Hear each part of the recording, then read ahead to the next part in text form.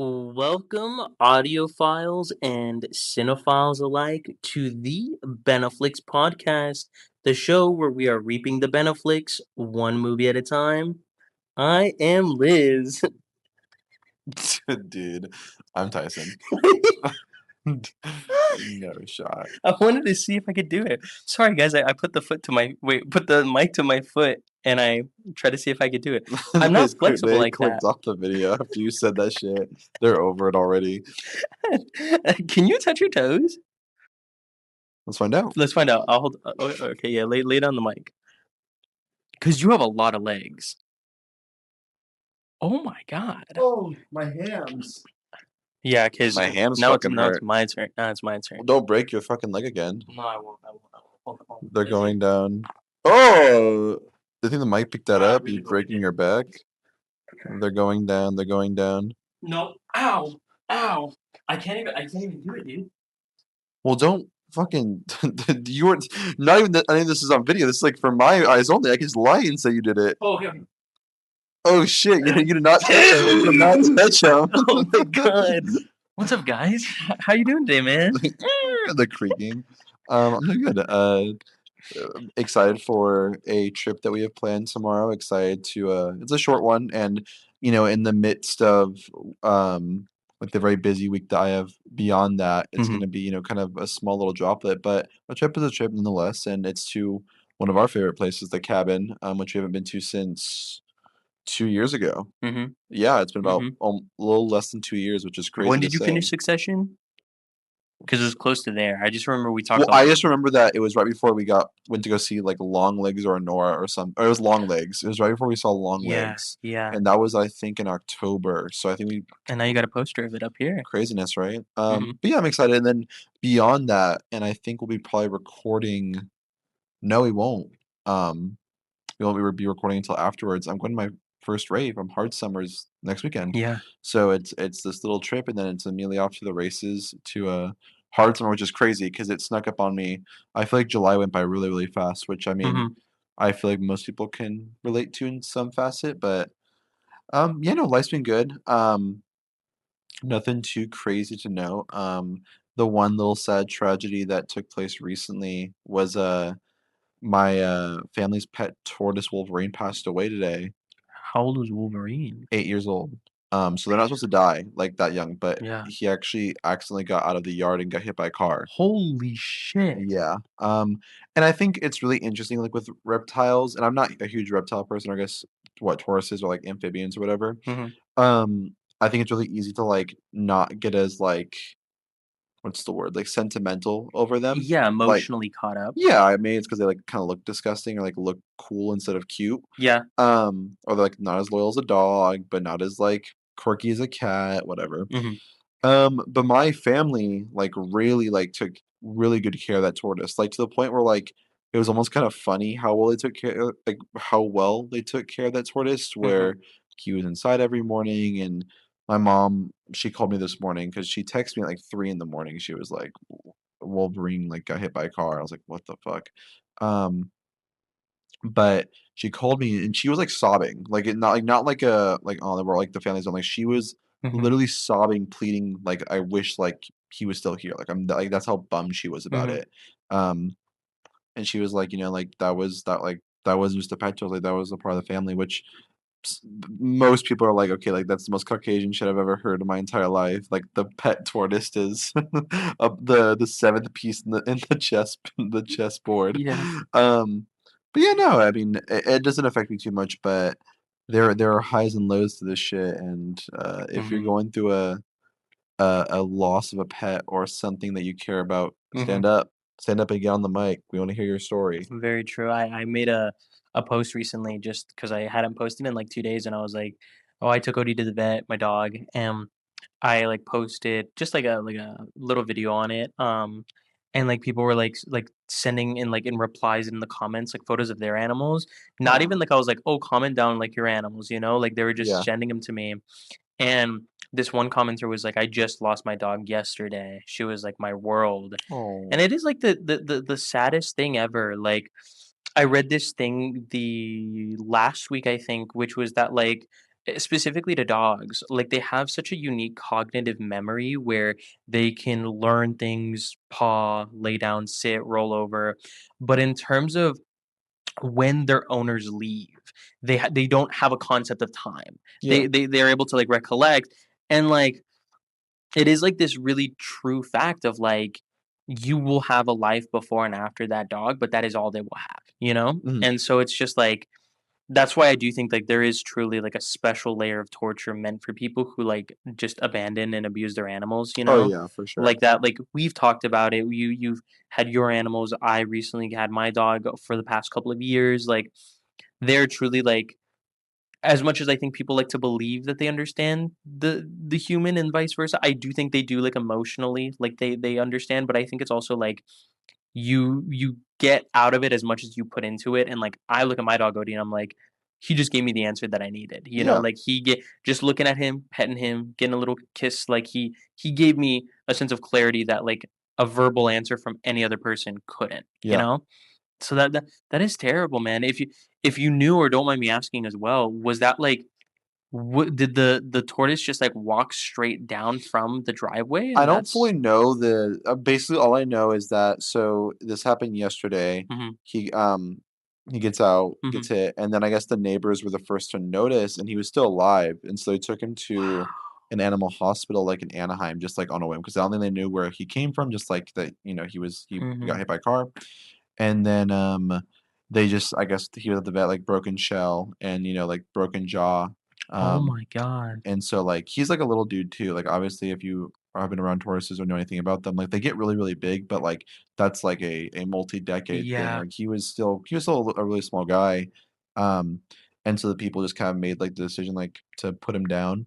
And my mom, like, 100% understands why they made that decision, but she also was like, I wish like they didn't do that because I would have like taken care of him. Like I would have put in the extra effort if I was Mhm, able to. mhm. Um, but yeah, and then so I was working in the family, but not to make it too dour. No, for sure. Yeah. Um, Rest in peace to Wolverine. This episode will go out Russ, to your friend. I know in remembrance of the tortoise. Do you the movies? Because you just recently watched Isle of Dogs, and I'm Mhm. curious, do the movies that kind of like, I don't know, like Where the Red Fern Grows or like Marley and Me or like the ones that are very like animal lover dependent, Not at all. they don't do anything for Not at you? all. Yeah. I actually find them to be quite, like, manipulative. Like, I think they go in knowing the endearment that the collective have to animals, and Yeah. then they, like, run with it. Like, I have heard so much throughout my life, A Dog's Purpose. Like, I'm like, "What's the saddest movie you ever seen?" They're like, "A Dog's Purpose," you Really? know? And I'm like, "Really? The one that had the dog voiced by Josh Gad? Like, really?"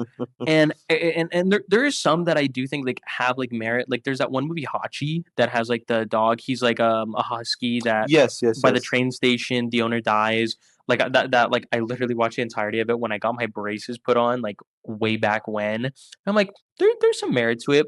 Why specifically Isle of Dogs works is I think, like, Wes Anderson knows, like, the way to a dog is through the eyes, and setting it in Japan and the back and forth that is had with, like, next to no subtitles ever, Yeah, um, I think, like, he understands, like, the essence of it in a way that is trying to tell an underlying story thematically that needs a dog versus, "Let's just tell a cutesy story and have dogs be the forefront," you that's know? true, and I also think as well, like, he actually puts in an effort to make the animals characters. Yeah, Granted, it's because of yeah, voice acting and whatnot. yeah, For most things, like, animals are animals. They don't really care to make you mhm. care about them as, like, characters because they are animals, if that makes I sense. I would I would be curious, you do bring up a good point of, like, if what because I think, like, the other one that people bring up, which I do agree with, would be I Am Legend, like, that scene where Yeah, he does it, but I also do think that's just because lightning in a bottle, like, Will Smith is just, like, amazing in that movie, um, and it's very funny because I don't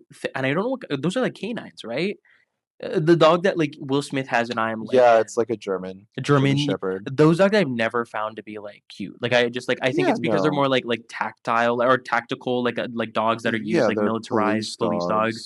Like, I've just not never really found it that way, but, like, I think that movie works and implements the dog really, really well, and I think there's so much going on externally, I think it's also too, like, in that movie, like, he's such a loner and has nothing to yeah, him, so yeah. the fact that he has this dog and then he ends up losing the dog is like even more of like, well, fuck, that was his last thing to hold on Mhm. to. What a So, what about you, though? Is there and it may be beyond just dogs, is there any, like, animal inclusion that makes you kinda melt a little bit? yeah, I mean, for sure, like I guess like the I wish I had thoughts jump to mind. I When I was younger, like, Marley and Me made me sob, but you Mhm. have to understand that I come from, like, a family of, like I grew up with Yeah. Labradors. Like, Yeah. Labradors have been in my life the entire time, so, like, a movie like Marley and Me, granted, every white family, or I guess For American sure. family in general is gonna have a For sure. Labrador, um, but yeah, like, that wrecked me when I was younger, but I haven't seen any recently that, like, I even care about, Mhm. Yeah, I'm trying to look and, like, they're all just picking, like, the, like, all dogs go to heaven sorta answers, like, Arthur Sh the King. Shout out to, the dog hotel, Hotel for Dogs, Yeah. Yeah. canonical poll. There's also, there's also, fuck, what's the one?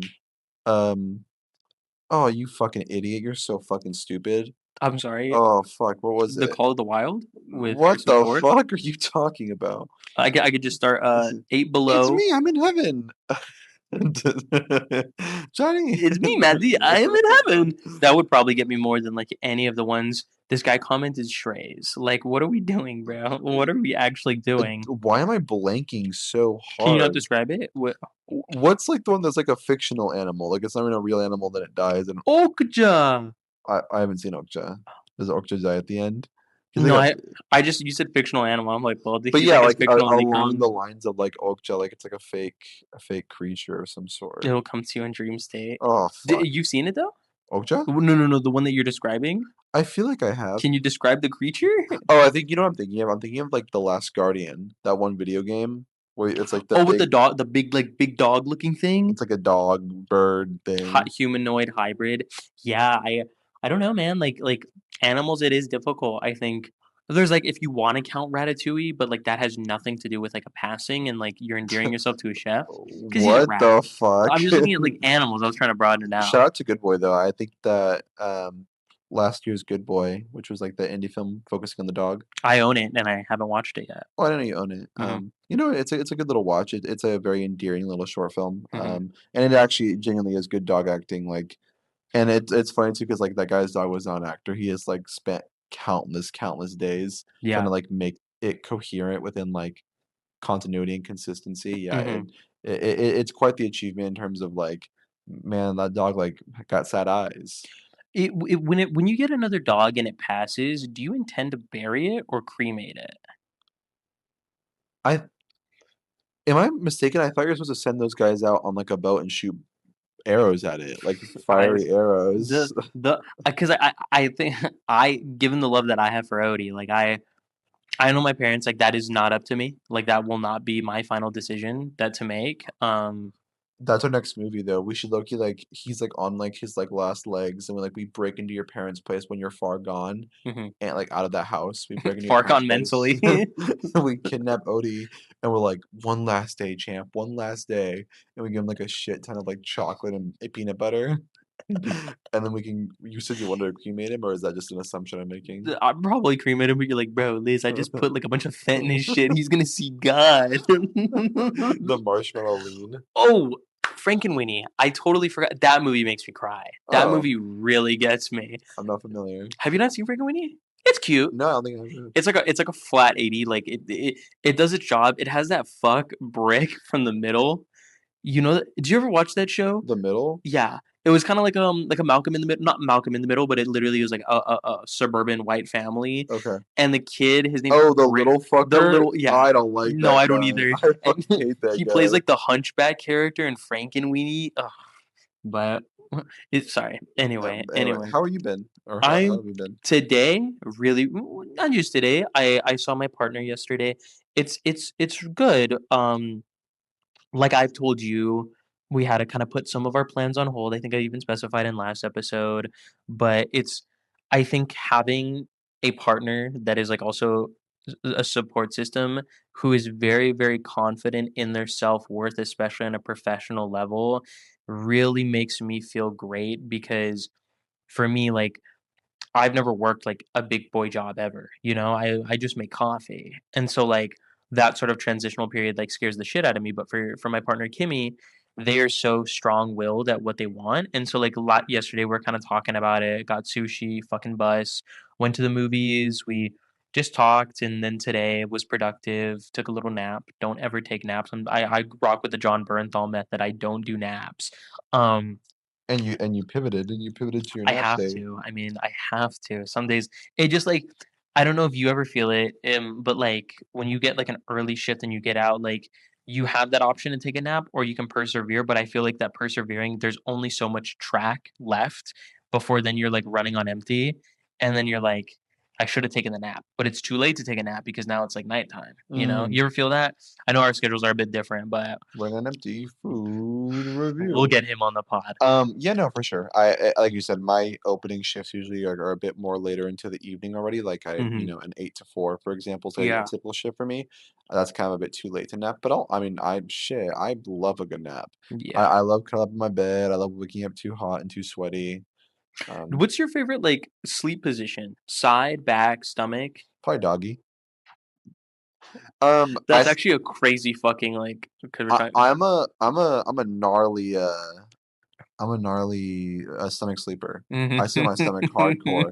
And I don't know if sleep apnea or whatever it is, like when like you like basically die every time you fall asleep or whatever. Like Sleep apnea is literally the opposite. Sleep apnea is like where you can't sleep. oh, but like you stop breathing. Narcolepsy. No, you stop Oh, breathing. Isn't that sleep apnea? Like where you stop sleeping while or you stop breathing while you're sleeping. I don't know if that's like genetic for me, but I definitely snore, and I feel like I've been snoring for too long for my young ass age. I don't know.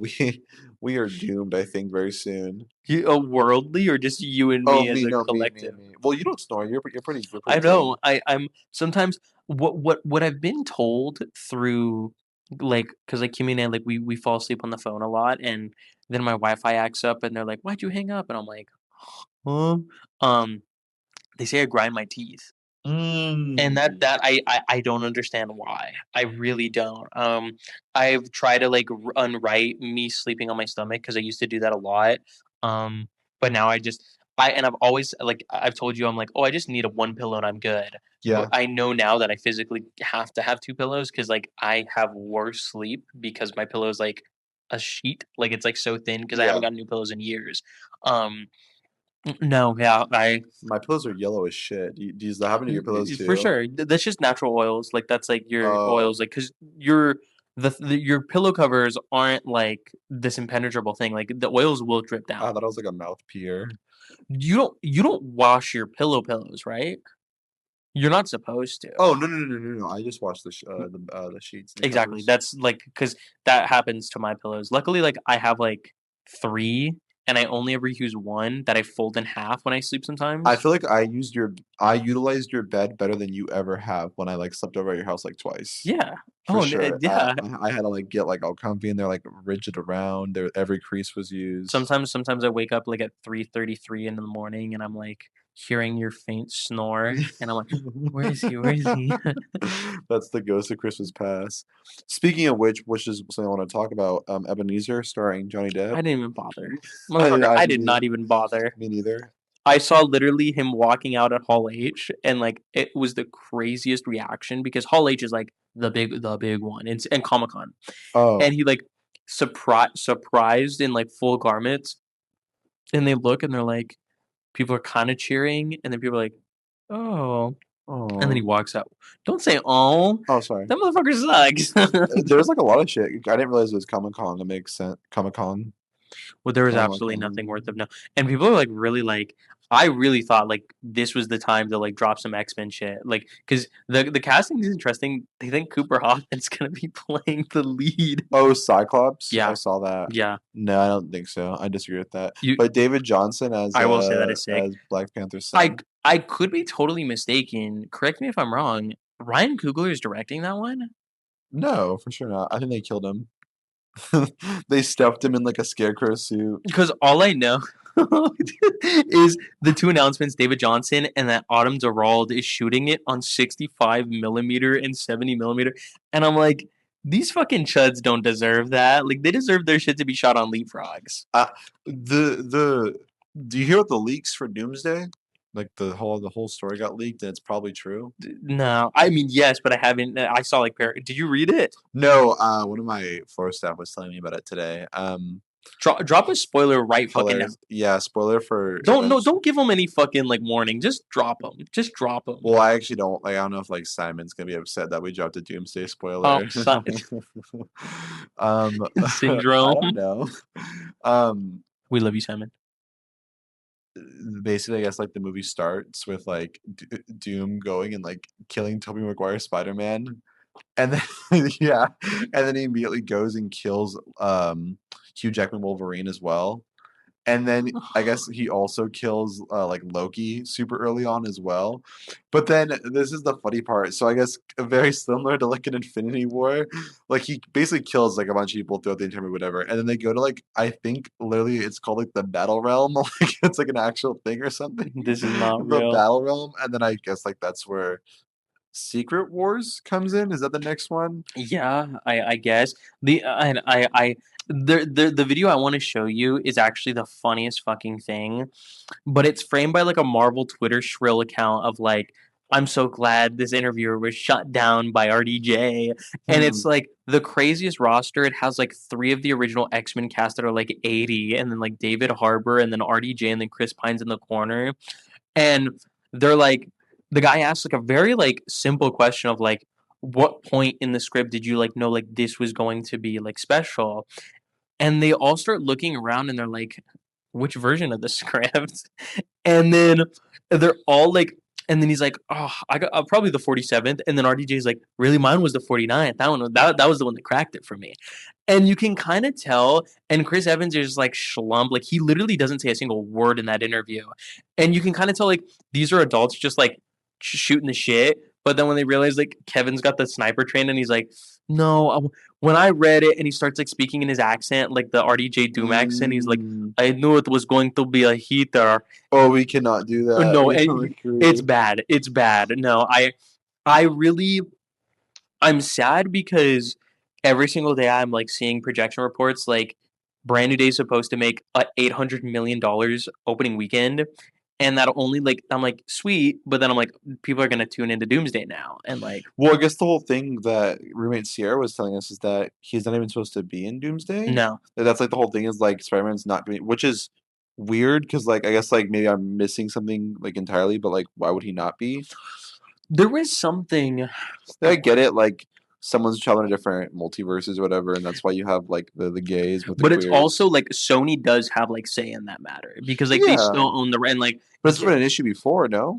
no, I think like it is to keep things partially separated. I have not a fucking clue what they're trying to cook up, but Can I shout out Escape Pod real quick because they told me some new information? yeah, they directly told you. I wish.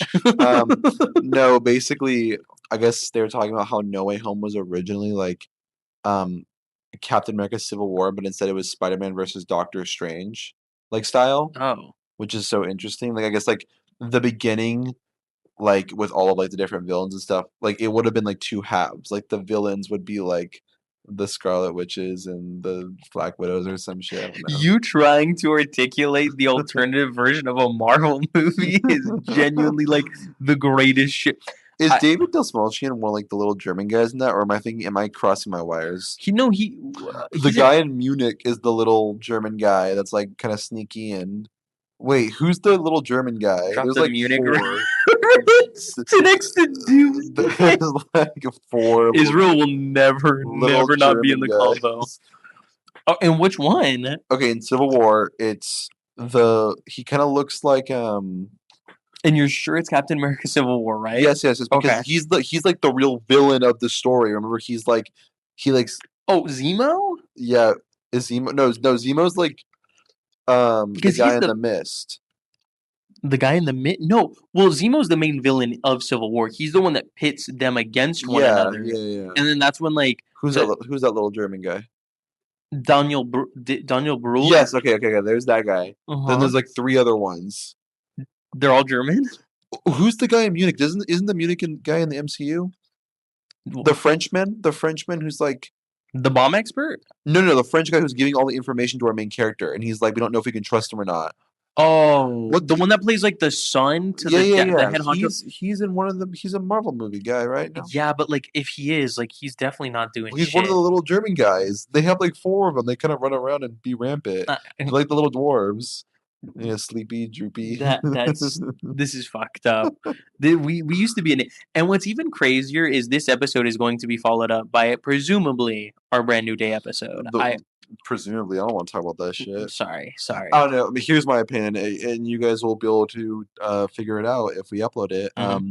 If Brand New Day is either surprisingly really good or surprisingly very terrible, we'll make an episode on it. If it's middling, I don't even want to give money to fucking Tel Aviv. Yeah, Like, I mean, yeah.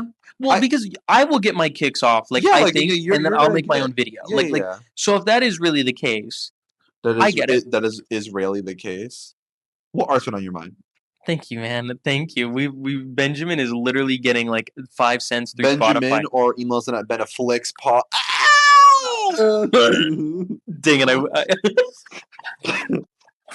I was literally about to rip the meanest piece of ass right now, and then I knew you would. I'm not even. I would have ended the podcast. That would have ended it for like at least 30 minutes. You would have had to like regroup. I'm being so I'm serious. sorry. Okay, well, the art has been on my mind. What has been on? Well, I guess like the easy answer would be Destin Daniel Cretton's films. I'm hoping that I can at least show you Short Term 12. That is like actually like one of the rare films that I think there's like plenty of debuts that like you can be like, no, that's great. Or like movies that have very simple stories that let's call it the dog paradox of like you have a dog, it's automatically going to get you brownie points. Do you know what Short Term 12 is about? No, Then I won't speak on behalf of it. I think it's isn't she from like a white teacher in like with like an undeveloped neighborhood? you need to stop right It's now. not. I You don't need know. to I stop really right don't now. know. Redact that. I thought that was the whole plot. No, not entirely off, but the way you make it sound makes it sound so much worse given what the story is. Oh fuck. Great movie though. Was thinking quite a bit about that. Um, thought a lot the past couple of days about May December because the movie we're talking about today has Charles Melton, gas movie. But it also made me think about like a couple of like the times where we watch movies just on fucking Discord. Just I thought you were literally about to burn your hand. Um, was thinking a lot about Tom Holland, was then kind of transferred into thinking about Lost City of Z, then James Gray. Yeah, not too much outside of like predominantly have been watching a lot of what this filmmaker we're going to be talking about today has made. Um, but yeah, obviously thinking about Spider-Man, yearning for the time when James Gunn wasn't the head of DC because then he would just focus on making good movies and not like producing fucking vile Supergirl bullshit. And then in terms of music, I like had to pass it by you before I could shout it out. You brought up one that I found through TikTok. You played a couple tracks to Romulus, really really good with two M's in the middle. You've put me on a couple tracks, shouted them out before. Kalela, Kalila. Kalela, very very talented. And then the two that I've been listening to the most, Lucy Bedrock, fantastic. You said they opened for JPEG Mafia. Jane Remover. Jane Ruger, sorry, the Yeah. other J. Very fucking talented. Their album last year, Uzumesk, is or un musique. It's like French. Very, very, very fucking good. Shout out the two tracks, Cat's Eye and Ouija, or Ouija. Fantastic. And then the last one, I'm almost certain you definitely played like a couple tracks for me. I want to say from their album Sister, Tweaker Poem by Frost Children. Listen to the album full, like cover to cover. Really, really, really good. Really good album cover too. That's only 6 songs though, so it's like Yeah. I make it sound like an effort that I took in, but like 6 songs, 20 minutes, loved it. Like Yeah. I'm in a little bit of a hyper pop mood. I shouted out and you killed me yesterday or time before Matt Proxy. Like there's just stuff that like I'm really liking the abrasive sound to a lot of these artists. I think that's about it. A couple of the stuff that I listened to last time, still listening to now. Um, but yeah, man. And then nothing really on the book front, to be so honest. The like I guess the big thing that combines both music and art and movies. Yesterday, I went and we saw my partner and I saw this like pro shot, which is a pro recording of Hades Town. I don't know if you're like familiar at all with that musical. Yeah. I was stunned. Like I have never seen a pro shot. Musicals are difficult for me. wound up, I guess, because it's packaged as a movie, being instantly one of my favorite movies of the year. Like Kimmy, for the first time since we've ever seen a movie together, was like squeezing my hand like extra hard and was like looking at me, and I wasn't realizing how much like I was just like really perpetually in tears. Really, really incredible stuff. It's the story of like Orpheus and Eurydice. Do you know that story about like they're climbing out of hell? One of them is not allowed to turn around to make sure the Oh other's yeah, behind them. yeah. It's the story of them falling in love and just unbelievable. The actor who plays Hades in the show is so commanding, and he literally ripped his Achilles in half 5 days before the taping of the show. And what he has to do is added weight given what he is dealing with ailment wise. I thought it was exceptional, like to a point where I'm like, I hope we can at least because that like I it's my number three movie of the year this year. Like What? I was stunned. Like I was actually like really really stunned. So that's like been the big thing outside of all this stuff. But yeah, Mm. man, what's been on? What's up? What's been on your mind? Sorry, I've been stuttering. On my mind is the fact that Austin just called me. What the fuck? Austin called you. Oh, Austin just sent me an audio message. Should I play it? Yeah, go ahead. Okay, okay. Sorry, Austin, you're on the pod. We might have to bleep this out. What's up, you little smoker? I bet you're smoking those little lungs out right now, huh? I know that weed's in your system. Anyway, in all seriousness, how you doing, boss? I miss you. I love you. And I want you to know something. I was thinking about you. You, specifically you today, but also you and Tyson. Man, That's you right. guys give me so much hope for the future, knowing that young men like you guys exist where it's like, okay, you are intelligent, very intuitive, and you are, just bright and creative and driven. And like, it gives me hope that there's still people out there trying, especially to fight for the future of creativity. I want you to know if I ever make a horror film one day, I'm going to write a role for you too.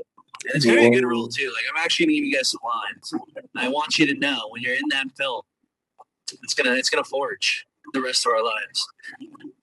I met. Sorry, I hung out with Keenan and this girl named Noemi who works for a special effects studio. Actually, we That should did the finish work this. for American Guinea Pigs, very extreme horror stuff that I know.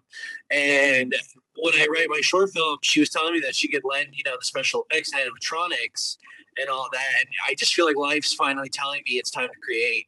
And I'm really excited to shoot with Tyson and you on those 2 days. So thank you for allowing me to be a part of the process. I want to send a thank you to Tyson as well. But I love you guys, and I hope you specifically are having a great night. Me specifically. Fuck. Okay, well, thank you for the question, Austin. Thank you I so don't really much. know where to go Thank from you for here. the question, I don't Austin. know how to answer it. What? I don't know how to answer We it. love you so much, man. I couldn't agree more though. I think you, me, him, ironically, three very different temporal pincer movements all are divulging in one. And it is a great thing. It is a great thing to just create, just to make. I think to piggyback off of that, don't worry, we'll get to your art in a second. Austin's the third person in this Please go pod. ahead, piggyback off it, fucker. This interview, like I almost like cried at last night. Of like I think you're finding fuck shit off of your reels. I found this interview of Sam Ream talking about his first film that he ever like he went into debt making that he'll never show. That he was paying money to project at a local theater to show people. 3 weeks, first week, like 12 people went. Most was his family. Second week, no one came. Last week, this one guy showed up 20 minutes in, he gets up and says, "This is fucking terrible," walks out. And he talks about the footsteps he hears, like they got louder and louder outside of the auditorium. He still keeps the movie playing, goes down, and he's like, "I'm sorry, sir, do you want your refund?" He's like, "No, keep it. I hope this makes you learn your lesson." And he goes up and he goes back to the booth and he's talking about like how he then was watching the movie being projected out, and it was like 45 minutes in, and he's like, "Do I just let it finish? Do I restart it?" And he said he restarted it and watched it again. And he was like, "No, this guy's wrong. This guy's wrong. Like, I did something with this. And we're going to make terrible shit. We've made terrible shit, but we made it. And it made me feel really, really fucking good. And thank you, Austin. Yeah. I love you, Austin. I I love you, appreciate Austin. you. Then he's gonna write us his Ana de Armas and the other girl and Knock Knock for his next movie, bro. It's so good. But anyway, before Austin's beautiful angelic hymns came into the pod, what's been some art on your mind? The Are My Mind and the Are My Body is my tattoo that's itching like a motherfucker Oh, is right it now. blowing it? Blowing it. I'm not even joking with you. Like that isn't like hands on your ass sort of thing when you're peeling to me because you scratch it and it's gonna get I'm worse. gonna lick it. No, I'm just not gonna fuck with it. I just need to stop paying attention to it. Yeah, stop paying attention to it, man. Beyond a lot of the art and a lot of the artistry that we watched in anticipation for this video, which Yeah. we'll get into later. I watched Blue Heron. Just kind of I had to oh fuck, when did I get the Criterion thing? Has it been a week? No, it No, has it not been definitely a has week. not been a week, dog. The You're okay. 22nd? Okay, okay. I need to actually get rid of that tonight. Sorry guys. I scared myself. Um no, we got the Criterion channel to watch one of the films we'll probably be talking about today. Hmm. And so I had it, and there I don't really kind of have the time to binge watch a bunch of stuff off of it, but I'm using the free week trial, and I was like, okay, well, Blue Heron's on here. It just came up on the just came onto the Platform. platform. Like I really want to watch this because I don't know when I'm gonna have another chance to later in the year. Yeah. And I checked it out, and it was really really really powerful to me. It was kind of exactly what I was expecting, but in different ways it wasn't. Hmm. Without saying too much, because I think that people should just go into it blind. I just found it very effective to me. And especially in a way because growing up, I am the oldest of a lot of younger siblings, Hmm. but all my younger siblings are half, and they look very different than me.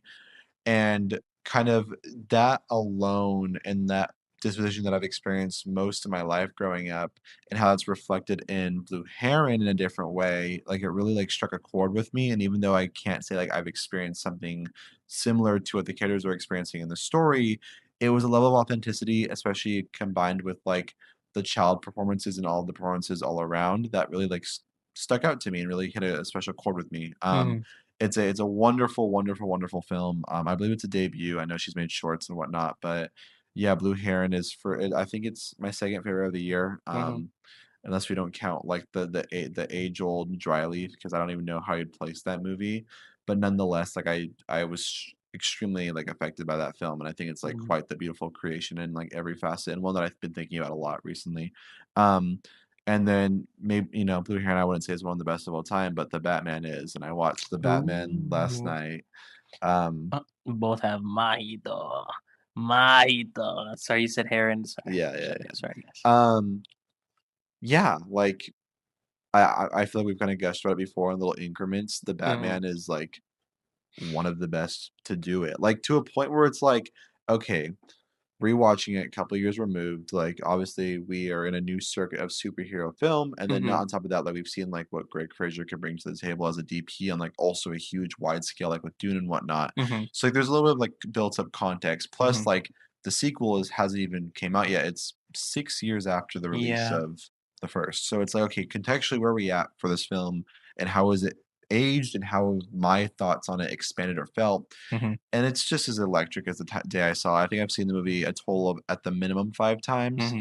I just I it's gangbusters every time. I think that it has such a command over tone and atmosphere, and one thing to know about me is, like, my favorite game series of all time is the Batman Arkham games. Like, Yeah. it's such a powerful part of me growing up to a Hmm. point, which I probably shouldn't be saying this on the internet, but, like, my password growing up for, like, large parts of my life, and to this day in some increments, was Batman. Like, that's how much those games meant Wow. to me. Like, I didn't I didn't, read the comics or, like, even, like, the original Nolan trilogy, like, I wasn't like, I obviously loved and watched, but, like, they were a bit too mature for me as a Hmm. young age, like, it really was, like, the games that got me into Batman as a Yeah. character, and I think the movie just oozes that energy and that vibe in a way that other films haven't captured. Hmm. I think that just it's all just aces. It's and everyone's so sexy in it, and everyone's just I don't know, it's a hoot and a holler, if you will. Two questions for you then. Yeah. Do you have a scene that you think is like very understated in terms of like the larger conversation, one that like stands out and you're like, oh my God? And then I guess my second question is, does it enter the Spider-Man trilogy for you in terms of rewatchability of Cape shit for you? Like of the endless amount?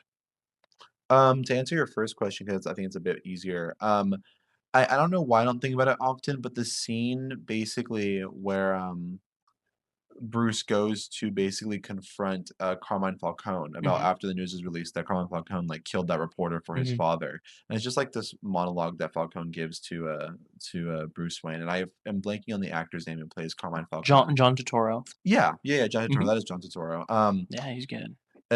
just phenomenal little monologue, and it's not a lot of words coming from Robert Pattinson, but just amazing like eye and Yeah, facial reacting. yeah. Um, it's so funny because I was watching that with my friend Jeannie, and she like did not like the fact that they made Bruce Wayne such a chud in this one. She was like, he's such a fucking loser, and the entire time it was like two cadences of God, he's such a fucking loser. And oh my God, he's such a fucking loser. Yeah. Like I was just so excited about it because I do think that like Batman is inherently a funny concept. It's Batman and Catwoman. Like that Mhm, just sounds mhm, hilarious. It's mhm. hilarious in concept. And I think the movie like attacks that. And I think I read a review, I think from actually our goat Esther, and she basically was talking about and saying like Batman villains like are known for being cartoonish and stupid. Like it's the Riddler. His thing is riddles. It's Mhm. the Riddler. And I guess like Yeah. people don't kind of clue that in. Like yeah, like it's inherently kind of silly and goofy. It's a comic book thing, and I think the Mhm. movie is the clear encapsulation of like it knows it's silly. It's very goofy. It's not too self serious, but at the same time, like it's not losing out on any of like the atmosphere that the No. Batman material needs. Mhm. So you know, I really really fucking adore that movie. It's easily one of my favorite superhero films of all time, if not my favorite. Especially for the place it holds in my heart and like my nostalgic brain. And then your second part was like Like, do you think, rewatchability. like, it has, like, that same level of rewatchability for you, doing what it is doing that way that, like, Sam Raimi does Spider-Man, you know? Oh, yes and no. Like the movie flies. Like for being 3 hours, it really does fly. Like it's paced so well and I like agree. it's so expertly crafted that like when we're watching it and my friend Jeannie's like, oh my god, like, is it about to end when, like, the whole, like, they capture Falcone, like, and it's kinda Mhm, said that to be, like, the climax, and mhm. almost, like, makes you forget about the Riddler, and Yeah, then she's like, "No, like, we're back into it," yeah. and the climax happens, and it's the craziest looking thing of all time. Um, Woo! I fucking adore that movie, and I think that, the difference with the Raimi films is, like, those are films, like, on the right day, like, that will make me sob. Mhm. The Batman isn't really making me sob, but there is, like I do think the most powerful image in a superhero film of all time is going to be him With the saving flare? those people The flare? with the Yeah, flare. I think yeah. that's, like, the most, like, powerful image ever put to a comic book film. Like, it's imp unless you're counting Matrix Res Matrix re oh, so Reloaded, Reloaded, unless you're Reloaded. counting Matrix Reloaded, like, if you're counting, like, actual comic book superhero stuff, I do think Yeah, that's, like, one of the most powerful frames I've ever seen in anything ever. I could understand that. So I think Yeah. that, like, it lives as rewatchability as, like, that nostalgic touch as well as just being, like, so well crafted, Mhm. so endlessly rewatchable, and just so, like so smart. Like, I guess, like, this was my first watch where I kinda clued in, like, "Oh, those paparazzi photos of, like, the mayor and stuff, that's coming from the Riddler's window. Yeah, That's him yeah, taking those photos." yeah. I had never clued that before, and I was like, "Oh, like, this make" like, he set it all up. I was like, because the question is, how does he know all this? And it's like, Mhm, okay, well, he lives right outside the club, so he's seeing all this, and then mhm. the extra point of his father who passed away was a reporter. Yeah, He's also taking the photos, and he mhm. also has, like, a personal grudge. Like, Yeah. there is a lot of layers that the film just doesn't spell out to you, Mhm. but even when it wants to spell out something to you, it makes it in a way where it's like, my cousin's a carpet. He installs carpet, Yeah, and it's yeah. like that's so awesome. A Tucker. Um, Officer Martinez, man. Officer Martinez. But you know, I'm so excited for the sequel. Like I don't care what anyone says. Like take 10 years, take 8 years, take 20 years. Like if Yeah. Matt Reeves is holding on to it because he genuinely wants to create something powerful and unique and Mhm, visionary, like let mhm, him do that. Like mhm. I don't understand like the reason that we're getting superhero burnout as we are is because people want to demand and they're Yeah, demanding too frequently. Like that's the reason why we're getting subpar MCU films that people will shit on. They're like, man, MCU is so different. yeah, Granted, there was a much faster pace to the rollout of these films. However, like there's Marvel has realized that there was such a large demand that they're trying to supply that demand and they're falling short with their art. yeah. The Batman, I don't want it to fall short as an art piece because of the demand. Like let them Mhm. take their time, let them cast properly, let them cook. Like I like Yeah. want them to cook and I want them to you know, I don't know where in the headcanon, I think it was probably you that like it was confirmed that fucking our guy was Mr. Freeze, even though that has never happened. Bro, What's his name? Fucking Josh Hartnett? yeah, Josh J Hartnett. Well, okay, because like, we that none of that was ever substantiated, and again, like, we totally don't know, like, people are like, "Oh, Sebastian Stan's Victor Zsasz," like, whatever, but, like, He has a bald head. true, true, Or was that for Fjord? I have no clue. I am really excited because 'cause I've always stood by the argument the 2 best superhero, characters are the ones that are the most celebrated and iconic, just so happen to also have some of the best creatives behind the movies. not including John Watts for Spider-Man, but like the Spider-Verse films are so powerful, and then like everything that Spider-Man has done, in my opinion, has been pretty aces. Like you get Nolan, you get Snyder, you get the guy who did the Lego Batman movie, even though he did the Tomorrow War James after. Mangold, Huh, what? Logan, Yeah, what about him though? like the goats, like Visionary. Wait, Oh yeah, but like I mean specifically like in terms of stardom for superheroes, like Spider-Man and Batman are like the two, like oh the yeah, big yeah, and yeah. like It's like the output is Spider-Man. and I do forget that like the last time we had a live action Spider-Man film was in 2021. Like that is such an interesting thing to me, and I think a lot of it has to do with like the inner turmoil of it all, and like Tom Holland now has the leverage to be like, huh, Yeah, I mean, I guess in my brain, like Spider-Man content has not been lacking not at literally all, not at because of the all. Spider-Verse films. Like, Yeah, there's been two Spider-Verse. Oh, no, actually, I'm sorry, that's wrong because one Spider-Verse one was Spider-Verse. 2018, Yeah. so there was Across was 2023. Hmm. So there's been like plenty of Spider content, and granted, like that is a character which I think people might try to argue with me, but I do think like is the most popular I superhero don't know in the why the fuck world. they would ever try to argue with Well, I guess just you. because like Superman and Batman are like the guys, They're but dumb. No, they exist, but it is they're wrong. Spider-Man. It is Spider-Man. Like that is like the most iconic superhero, which is crazy to say. And like there is a reason that movie's gonna make quadrillion dollars. It is gonna Hmm. be quite excessive. Anyways, Anyway, yeah, we'll talk the about that. a We'll talk lot about of the superhero talk today. I no, just out of literally. nowhere, but yeah, the Batman is so fucking wicked, bro. Hell yeah. Um, and then beyond that, for movies, nothing too crazy. Haven't thinking about too much. For music, it's different. A lot of different music's been going out of the ear holes. Listening to Tinashe, listening to a lot of Charlie. Her album came out. Um, Yeah. yeah, I mean, I can give a full spiel into that, but there's no point. But yeah, a lot of Charlie just playing catch up and listening to her new stuff, and then artist name Spelling with three L's. Okay. I don't know if I've ever played her any of your stuff or played you any of her stuff. She's extremely talented. Makes kind of like pop music in the same vein as a Wise Blood. She's collaborated with Wise Blood before. Okay. Um, but like the best way I can describe it is like she almost kind of, or at least the album I'm referring to is The Turning Wheel. That's like the one that she's like most known for because that's the one that got like a lot of accolades from Anthony Fantano. Hmm. It's 2021.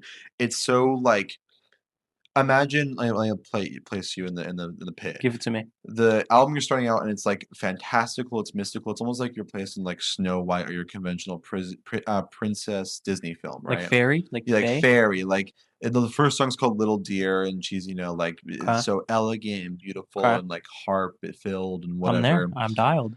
And then each song goes more and more and more electronic by the end of it. And not like fully like we're not getting like Aphex Twin by the end of it, but I'm talking like instrumentation. So we're Hmm. getting more like electronic guitar and stuff like that, and like Hmm. actual like synth patterns and whatnot, to a point where it kind of just devolves into best way I can describe it is like if you know Banjo Kazooie the game. Of course I know Banjo-Kazooie. It's like you're playing through Banjo because we were going through all these different worlds and stuff, and it's like forests, these beautiful trees and fairies, and you're going to like these dark castles with these big ravines, these dark Hmm. corners of clouds, and then you go into like the wizard's pit, and there's like a witch's brew, and it's brewing Ooh. green, and it's like Okay. illuminating the walls. That's like the vibe the album gives me. I like that.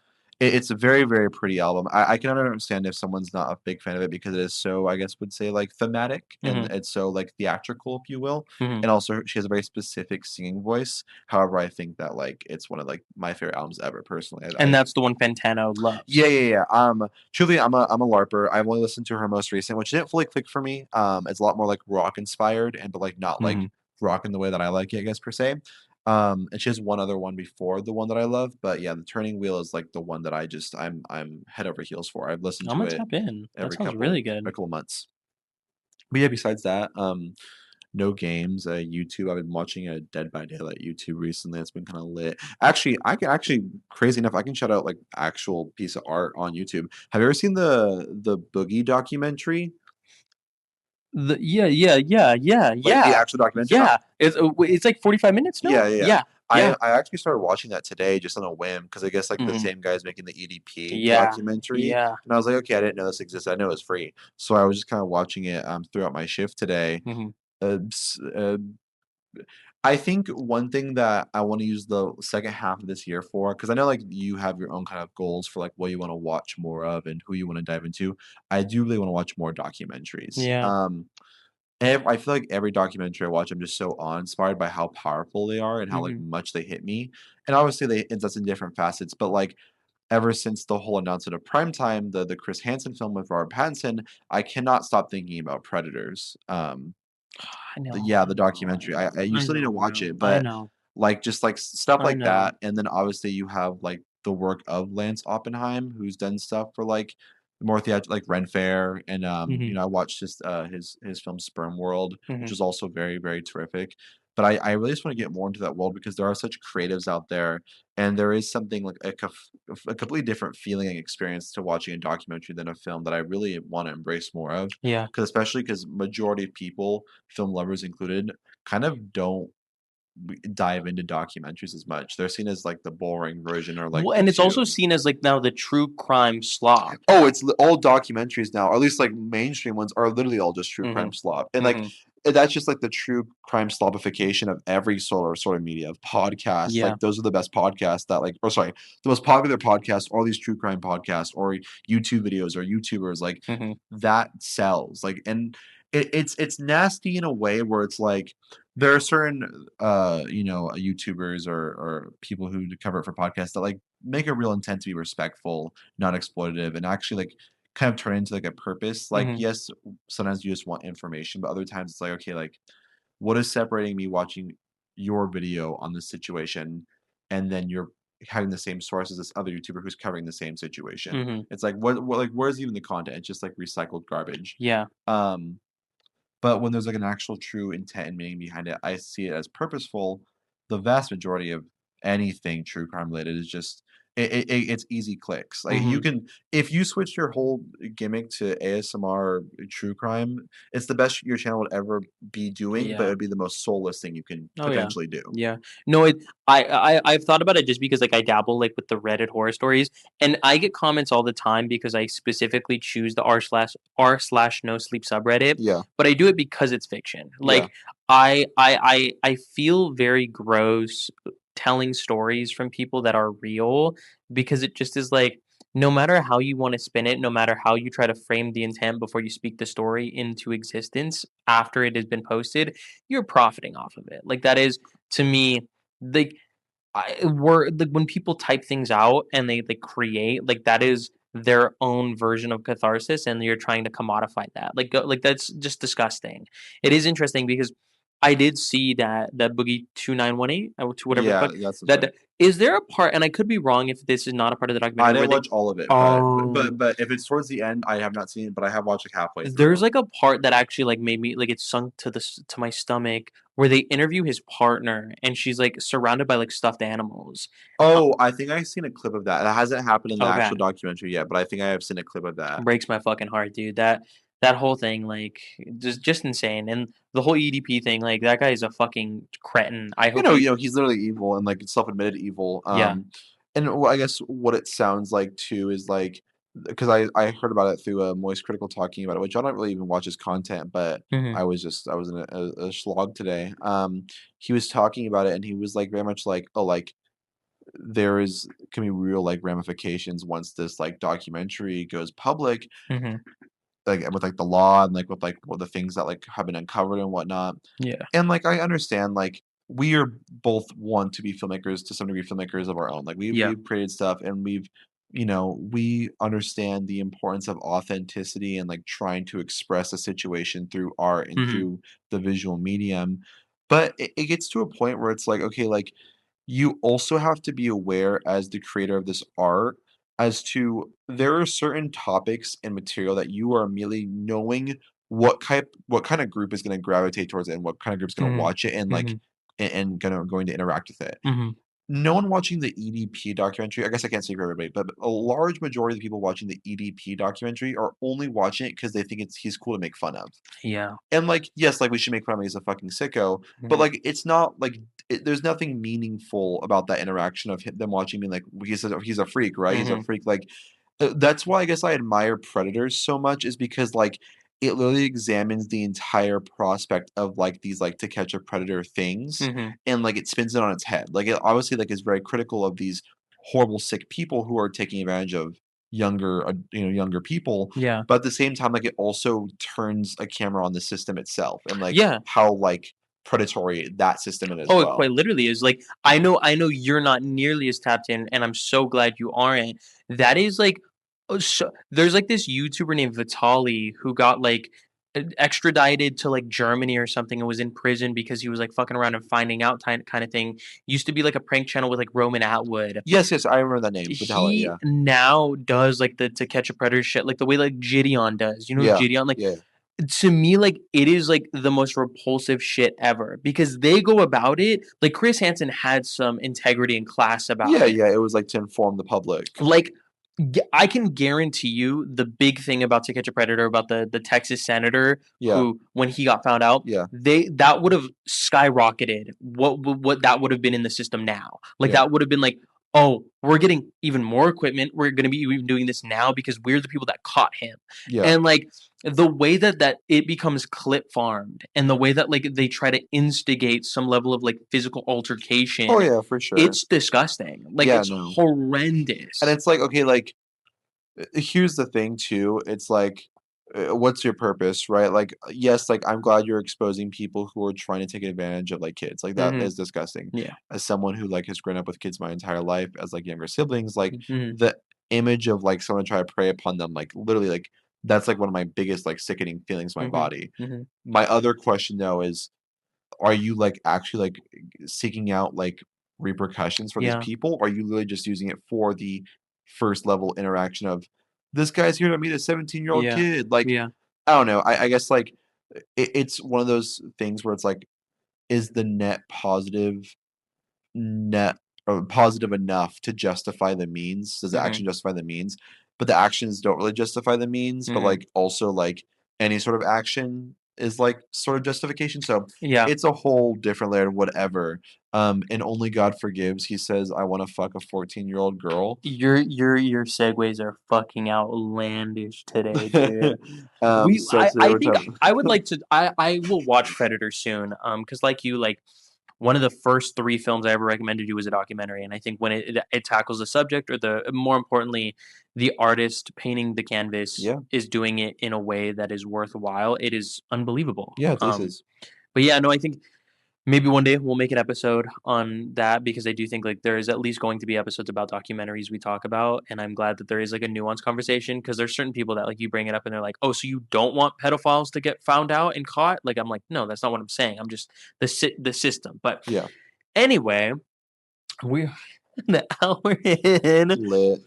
and I think I want to frame this episode as a bit more broad to not just the movie we're talking about today, but more so the filmmaker as well. 100%. Because we had, and I think if you are familiar with Nicolas Winding Refn, you know, like we do, there is like 2 very big chapters with maybe one movie being the titular connective tissue between these divides in his career.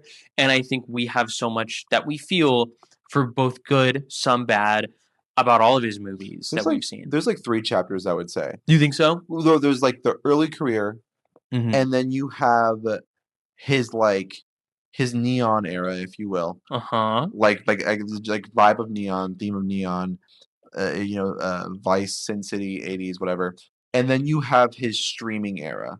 Because I do think that did define, like, I think it's a continuation, but also it seems like even fundamentally as a creator, it shifted a lot for him, like when he was creating and whatnot. Like what Austin was telling us and watching interviews. Mhm. And then even her private hell seemed like almost like an extension of a certain, like, that almost feels completely separate on its own. That's like the fourth arc that Yeah, we're because just he entering in almost because he died. fucking Yeah. died. But yeah, no. One thing I will say right off the jump is Mhm. that this was not the original episode No, it planned. was not. So if you go back to the last couple episodes, we made reference to this whole month is planned out. Mhm. Originally, we were supposed to be talking about Brand New Day, Yeah. Spider-Man. We're recording on the Monday before Spider-Man comes out, so Spider-Man is not out yet. Mhm. Originally, our plan was to watch like the Tom Holland films and the Andrew Garfield films incrementally throughout the month, and Yeah. then essentially watch Brand New Day on Thursday, this Mhm. upcoming Thursday ahead of us, Mhm. opening night for Brand New Day and then record that same day. Yeah. That did not work out. No. As a lot of things in life It don't work isn't out. going to work out. Yeah, we haven't lived that experience yet, but it will not work out. So the pivot from your idea was for Private Hell, which is quite the risk, only because I know you joke about like the whole like, oh, like Tyson's gonna fucking walk off the podcast, or I'm gonna walk off the fucking Yeah. podcast, because as of right now, we have yet to have like a huge disagreement over a film, over the over the material we're talking about on an episode. Yeah. Her Private Hell was a huge gamble because up Uh-huh. until the point of you essentially asking me to like, let's do this as an episode, we'd only watched essentially like the earliest Refn. That has nothing to really do at all with this newer stuff that he's cooking It's out. almost like there's like remnants, but there is a complete switch as an artist that you can very much clearly see from his early work to his later work, which I had not seen any of his later work. So to basically have that call me like we're gonna go into essentially blind Her Private Hell and plan to record on it is ballsy, especially because that might have been there's a universe where that episode exists where like I'm like, this is fucking horrible, and you're like, this was the best we ever made. Yeah. Granted, I think our opinions are much more nuanced than that. Yeah. But yeah, for context, because I think if there is continual listeners, they're like, this is really the buildup. Like, this is the big one that you guys were talking about. Yeah, no. This was not the big one. This is a kind of last minute pivot that also fundamentally kind of worked out because we did watch movies to lead up to this release. No, and it wasn't even really by design. I at least in my relationship being a bit like overviewed before, then we could talk about ours, or maybe yours, and then we could talk about ours. I knew Refn through Chris Stuckman first because he made, when he did like the flavors of analysis videos, he made an analysis video about Only God Forgives and analyzing it. I think it was around Neon Demon time. And that inspired me to watch. I remember my first one was actually Neon Demon. Then it was Only God Forgives. Then I watched Drive. But then my perception of him kind of got soured because that fuck Levi that I was once friends with, who was like a genuine abuser. His favorite movies were Baby Driver and Drive, if you know the joke writes itself. And like he was all into like the synth, the techno, Night Call Kavinsky bullshit, and I was like, oh my God, this movie's amazing. This movie's one of my favorites. And then I just kind of stopped watching. And again, it also kind of helped too that like Refn stopped making stuff for a while, like Neon Demon to Too Old to Die Young. That's 2016 and 2019. And I watched Too Old to Die Young, but I watched it right before I had literally moved houses. And then from that point on, I never really watched much of his stuff. Didn't really think too much about it. Then we met, and it really wasn't until I found the Pusher trilogy, which I've heard flavors of. If you're a cinephile, like there's actors like Mads Mikkelsen that you know, and like those are the movies like that he got his start in. Yes. Do you think your interest re-peaked with him being in Death Stranding? Because that's also before you watched the Pusher movies. You know, good question. I would say my interest only went to the extent of being curious about what he was up to, but not really wanting to find any time to like rewatch his stuff because I was like, oh, this is Nicolas Winding Refn like as a human being, and he's an odd guy. Like literally, like I remember one of the first things I had ever found out about him was he wears a blanket on his like lower half because that's where he feels his ideas come from and he wants to keep it warm. Like he's an odd fuck. Um Death Stranding, amazing game. But no, yeah, like then I watched the Pusher films on DVD and was like, oh man, oh man. And that then started to trickle back into my curiosities. And it actually was around the time that we knew Her Private Hell was coming out, but it was also us doing the Gosling-a-thon, and like the two big ones, Only God Forgives for me being a staple of his career, and then Drive being like the staple that everyone says is his career. And I was like, oh, we got to do that. And then you're like, well, we should maybe like hold off. He's gonna be doing Her Private Hell. I'm like, okay. And then like you were saying, by unforeseen circumstances, and we before then were able to see the Pusher films in new 4K restoration at the Egyptian in LA. And then we just struck while the iron was hot and watched Neon Demon, Only God Forgives, Her Private Hell, and then separately we watched or rewatched Drive. And I Am a Bleeder. Oh, and Bleeder! The whole reason why you got the Criterion channel. We probably won't talk too much about that movie It was really good. I really, really liked Yeah, it. not because of the movie's quality at all. I think we both really really enjoyed it, and I did. it's actually a really good one, and it's a much different one than what you'd expect, Hmm. kind of from the movie. Like Yeah. there are Refnisms apparent and glaring, but at the same time, like it's kind of formatted and like structured very differently than what you'd Hmm. kind of expect from a usual movie like that. Hmm. The main reason we're probably not going to talk about it is because, like we said before, he's like a completely different artist than what he was doing Yeah. in his early stage of his career. And Bleeder is his second film, I believe. Yes, it was the second film. So like he's a completely different guy making Her Private Hell Hmm. as he was when he was like androgynous making fucking Bleeder. So No, and I also think is the fact that like it's the only film that he ever is like doing like a slice of life sort of approach. And yeah, while I do think it is quite effective, I think just like when you look at that in the scale of like his Pusher trilogy, which I still looked and about that night very fondly. Like we went with our friend Austin, and all three of us. That was your first time watching all three back to back, first Refn, first Pusher, anything. and I can easily say that we came out with easily us having each film be a favorite for us. Like, Yeah, but none of us like had the same least favorite. yeah. Um, don't want to speak too much on your behalf, but like I think it is pretty hilarious that like we finished the first one and your reaction being the reaction. We took some edibles, we had some fun, but I was like, "Oh, you liked it for sure." But it was when we came out of the second, which is my favorite of the trilogy, which is Mads Mikkelsen's story, that I was like, "Oh my god."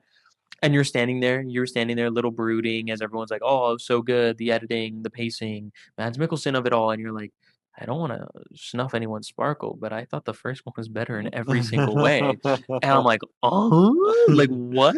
And then the third one of like the conundrum and anomaly that film is like that just kind of comes out, Yeah. and like that was like the big like, oh, what are you gonna think about this one then? And Yeah. then us coming out in Austin being like, oh yeah, like that's easily the best one, and we're Yeah. like, this is like crazy, like this is like crazy Mhm. town. But that's your second favorite because you Yeah, think, because I align more with him in that regard. But again, like they're like 2 5s and a 4.5 for me. Like yeah, I think they're exceptional. yeah, And I will agree with you. I think you did make the statement that Kim Bodnia, who does play the performance in the first one, is the best performer out of the three. I think about his performance the most out of all three because it truly is like a man having agency slip through his fingers yeah, as the 100 minutes go by, yeah. and it's like all killer, no filler. And it's paced exceptionally too, like, Hmm. with the whole confines of it taking over the place of like a week, like Yeah.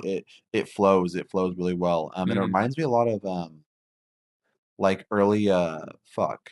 It well, I mean, I guess like the clue wins could be like stuff like Run Lola Run, or just like even the Oh yeah. confines of Oh like I yeah. need to get money by this certain amount of time. Hmm. Reminds me of early Boyle stuff. Sure. So, Sure. long story short, I had no experience with Refn until the Pusher films, and then kind of took a gap, and then the last couple days I've watched the 5 films of his, and Yeah. debatably I would say the most important 5. Yeah. Oh, I yeah. have not seen Valhalla Rising, which I have heard Me basically neither. astoundingly like it's either middling or not good at all. Um, I will say like conceptually it's his most different out of all of his films, so it's like I wonder if he just can't do anything outside of his usual shtick well, or it just that was the one exception. Yeah. That seems his most studio up until that point though. So I don't know if like just studio Yeah. hands getting involved, and Because then he does Bronson, and that is apparently terrific. But yeah, I've like, heard good things about Bronson. I haven't seen it. And you haven't seen it. We both kind of agreed, given time constraints, that like if we're Yeah, gonna watch or rewatch Drive or Bronson, it was gonna it's have to gonna be be Drive. Drive. Um, and we both haven't gotten a chance to see Fear X. Also heard great things about No, Fear that is X. true. Yeah, no. And I think is there one more? Well, like I have seen Told to Die Young. You Oh haven't yeah, seen I that, haven't and seen then anything I TV we haven't seen wise. Copenhagen Cowboy. I will just say on my own, like I give it time. It may not, and I definitely need to rewatch it. I still do think that like Tools to Die Young is his like truest opus. I like that is like a wretched and evil fucking show. Like the one time that I think a filmmaker has gotten the best and a truly great performance out of Miles Teller. I do love Whiplash. Okay, I I think love it. he's really good in that movie, but like he is like fucking disgusting in in that show. But yeah, and I think I kind of will speak on behalf of us. I think maybe we should kind of go a bit chronological and then just swap Her Private Hell and Drive if you're Yeah, cool with I'm sorry, that. but yeah, yeah, yeah, yeah. Um, so yeah, we started the day. We both took a nice little Eddie. None of that fucking indica bullshit that we did with Evil Dead. We needed to have our wits about us. And so I was so excited to show you Only God Forgives. It's the shortest film in his entire filmography, under 90 minutes. He went through fucking hell to go like to make this film, so much so that his wife has a documentary about the process of the making of the movie, almost went completely insane, like, and it kind of like almost shows. And I really had no idea. Well, what's the backstory? Because I'm not attuned to any of Sure. this. Um, so when he met Ryan Gosling, 2009, 2010, he's like, I'm gonna work with this guy. I'm gonna work with him. And they do Drive. That's the only film of his that he did not write. It is right after Bronson. It was his effort into breaking into the American studio system. And he loved the way that Ryan Gosling would emote physically, verbally, but just with his eyes. Like he would always talk about doing Yeah. stuff with his eyes. Oh, Gosling loves doing it, and it's pretty fundamental to note that like Gosling has only ever directed one movie that is called Lost River that came out in 2014. Saw it years ago. Weird fucking movie. Needless to say, they are both in a kinship yin and yang relationship where they're willing to be bold, daring, and take risks. And so then he pitches to the studio this idea of doing a sort of homage to Thai films and to Thai cinema and to doing like a slow burn pseudo revenge film with Ryan Gosling. They're like, yes, I want Ryan Gosling to say 5 lines of dialogue in the movie. This is right at the cusp of Crazy Stupid Love. This is him being the heartthrob. What do you mean you're going to get the sexiest man right now and not really utilize him? Mm. And then he has to go into the whole different continent of the world in a language he doesn't speak, trying to convince a studio because he was not given like Radiance and all the people or Radius, like all these studios that back the film are not American. A lot of them are from overseas. And he has to convince these people with a language he doesn't speak, with a star that isn't the same level of stardom that he is in the States, to do this film. Yeah. And it becomes an uphill battle to a point where he almost quits film entirely in the middle of the making of this movie. He goes insane. Um, but by the grace of fucking God, he finishes it, and God granted him forgiveness, and the rest is history. But he's always said from that point on that he has one more movie to make with Gosling. Like him and Gosling both agree they have one more to make. Oh, really? Um, he made a joke that like he's like, I've never done a comedy and I would love to do one with Ryan, but he's like, him and I were like we still talk, and it could be just like smoke up the ass, like would they he left him on green text. Maybe he'll direct Ghost Rider. That'd be so awesome. You know who's directing it. Yeah, Okay, Sean okay. I was about Levy. to say no way I'm revealing that Israeli bomb to you right now. But yeah, so like I was so nervous. You can go back to our last episode where I was like, if Tyson does not rock with Only God Forgives, I don't know how he's going to love, like, or really enjoy Neon Demon, let alone from what I've heard about Her Private Hell, how he's going to enjoy it.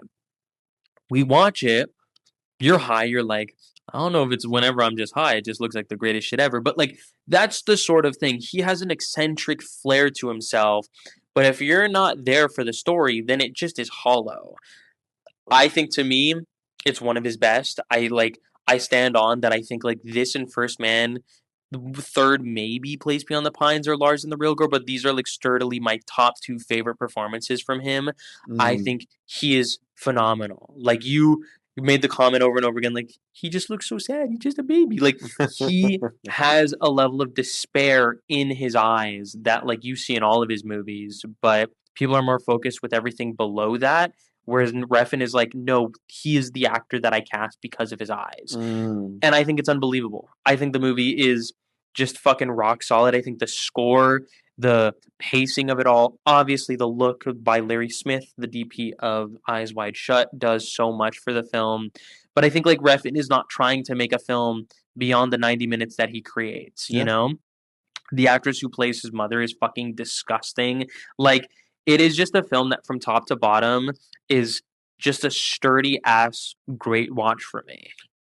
Yeah, and I'm everything you air. I express the same. I think where I will start with qualms with the Refn as a whole as a Mhm. director, at least from majority of what I've seen thus far, is like he's very brash with his dialogue. He's very brash with his Yeah. performances. He's a very like his none of his films are safe for work. You know, like every single one of his films, there's either excessive fucking or excessive blood or excessive gore or excessive profanity and slurs used. Like Yeah. there is no exception to that, and only God forgives. And I guess like because the entire film feels so brooding and Mhm. so like distraught of any humanity in a lot of senses, Yeah. like it feels, you know, like so punishing, which I Mhm. think is the best thing you can do for a film like that. Yeah. I think that's why the movie works so well. You know, you talk about the look. I do think that like it is such a gorgeous film. Like there are tons of shots and scenes in my head that lay out to me, and I'm just like, yeah, like this is a portrait. This is like Mhm. a bible of color and visual like flair. And Gosling is really great in it. You know, I guess I can't speak upon if it's my favorite Gosling performance, but like I'm not going to deny like he is through and through terrific in the film. You know, Yeah. I think he maybe has like two lines of dialogue, one in the very beginning and like one like halfway through probably or And then he like a something. scream in Yeah, he between. screams in the middle. Just really, really great stuff. I also what I really give credit to for Refn as like a thematic storyteller as well as like a writer, he isn't afraid to go into like psychology and like general like Freudian concepts with his Mhm. film. And I think like that can make his stuff feel very perverted and very like grimy and disgusting, but I think it serves a very clear purpose for like character intention Yeah. and character motivation as well.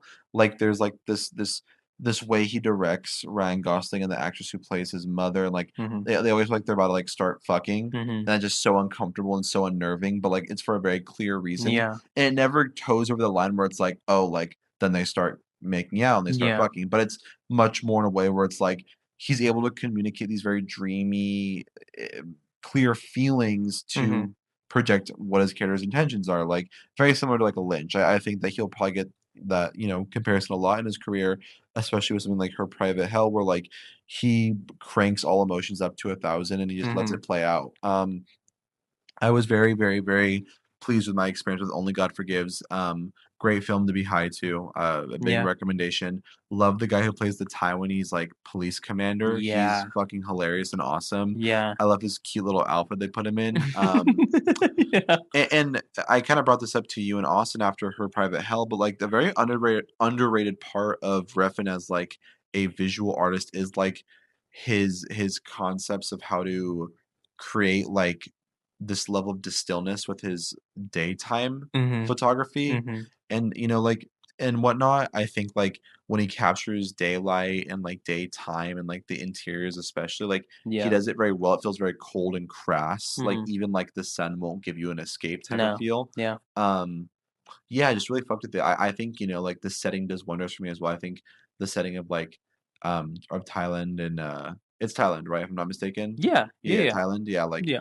it's like Southeast Asia, like those locations with like the neon and like the nightlife and the tut-tut drivers and stuff. Like I think it just like is a prime place for like beautiful imagery, and this is like no exception. Shout out to Tom Burke for saying I want to fuck a 14-year-old. Yeah. That's hilarious. I and I think like it has to me like the like I will say that I do think Her Private Hell, without giving my thoughts away too soon, is like worthy of a rewatch. But I do think like it is one of like the few moments I think about Pusher 2, for example. There's like a moment in Bleeder I think about, but like that moment where like he is putting his fist through like the sheen of the Yeah, woman, and it's just like I think there is a big turning point from Drive to that film where he is not concerned with trying to write a three-dimensionality, but let the score and the power of the image speak for it.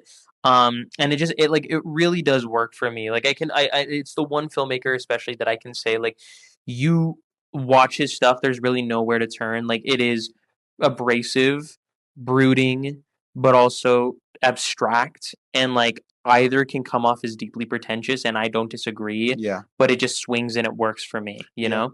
And it's so weird, like that you bring up the term pretentious, because I guess like now I think about it, I can't even disagree with that. But like this is more of like outside of ref, and like I haven't thought about a film being pretentious in a very long time. That's And good. that's kind of a weird thing because I feel like I used to always have that consistent thought of like, oh, like this is pretentious, this is full of itself. Mhm. I like now that you say it in real time, I was like, when was the last time I thought a movie was pretentious? It's been a very, very long time, and I can't even Mhm. give you an example. Yeah. I guess maybe because I'm up my own ass myself. Like I I just I just guess I've never perceived pretentiousness as always like being a bad thing, you That's true. know? Like, like if you're full of yourself, like you're full of yourself. Like if you have the art to back it up, you can back it up. And what I Mhm. will give Only God Forgives credit for as well is like it's not like a technically perfect film by any means, but it does feel like a ballad in a way, and it feels like Mhm. a very dreamy ballad. And I think that's like the foray he wanted to like dive into after Drive and whatnot. Which Mhm. you're completely right. Like considering that Drive and Only God Forgives are back to back, like Mhm. these are two very different movies Mhm. entirely, and it's the same lead and a lot of similarities in terms of like he's a silent lead, motivations, whatever. But Mhm. like there is a lack of like there's a lack of in the best way, lack of care put into like you trying to care about our protagonist or Mhm. care about like I guess the scenario. Mhm. I'd rather just like come along for the ride. Yeah. And I think like maybe that's why being high was such a good state of mind to be in for Sure. Only God Forgives because I was cruising through it. I was just enjoying the ride. You know, Mhm. it felt good. It was paced just right. Mhm. That's maybe like why like when things get more crass and a bit more like brooding and a bit more crude, I tend to push away from it a little bit. Like Mhm. I do think the scene is pretty crazy where like the mom is kind of going off on both of them at the dinner table. Mhm. Like I think a very important scene, but like it's one where it's like okay, like this kind of upsets the flow of your I could ballad see a that. little bit. Yeah. And I kind of feel like that a lot with like the mom character. Mhm. Not that I think that it's like a bad that she's in the film or like she even does a bad job. I just think like the way those Yeah. scenes are written abrupt the flow. And I Sure. when it's in flow state in my review, Aces. it's visual flow state. So Yeah. yeah, I thoroughly enjoyed Only God Forgives. I would say it's like it's really, really great, and it made me even excited for the remaining films we're gonna talk about. Yeah, and then we jumped to then immediately after the Neon Demon was a rewatch as well for me. And what I will say is it's very much so like a woman goes to LA seeking some sort of fame or some sort of notoriety and attention,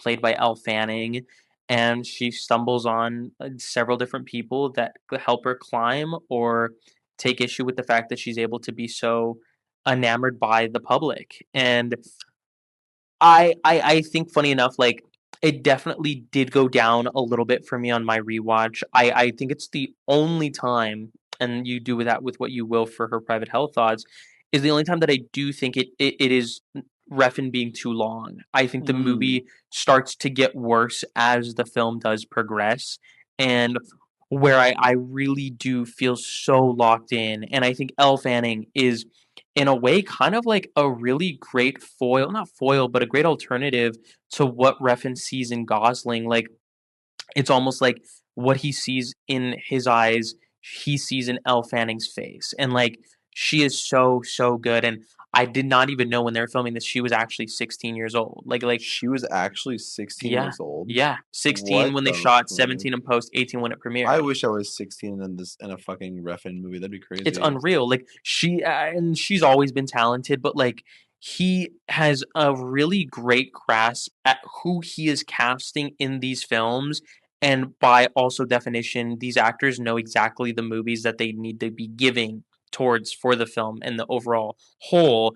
I do love this film. I think uniquely you did actually help me kind of realize I was like, this is easily like if we're talking about his newer stuff, like my least favorite looking film, but I'm like, when was the last time I've ever seen a blistering LA sun look so gross, you know? Yeah, like it feels grody. It Like does. It is total grody fare. But even then, I was like, this movie is a fantastic looking film. Just when you are swinging as hard as you are with all these different DPs, it reminds me so much of why I love Shyamalan. Where you're like, that is a Shyamalan film based off of the look, but every DP he is getting is so revered, so good at what they do, and they're doing something very different, and it fits the narrative as a whole, and it is like a very like helpless movie that capitalizes from what I've seen. I have not watched Mulholland Drive, but like you can see the comparisons right themselves from what I've heard and what I saw in the Neon Demon.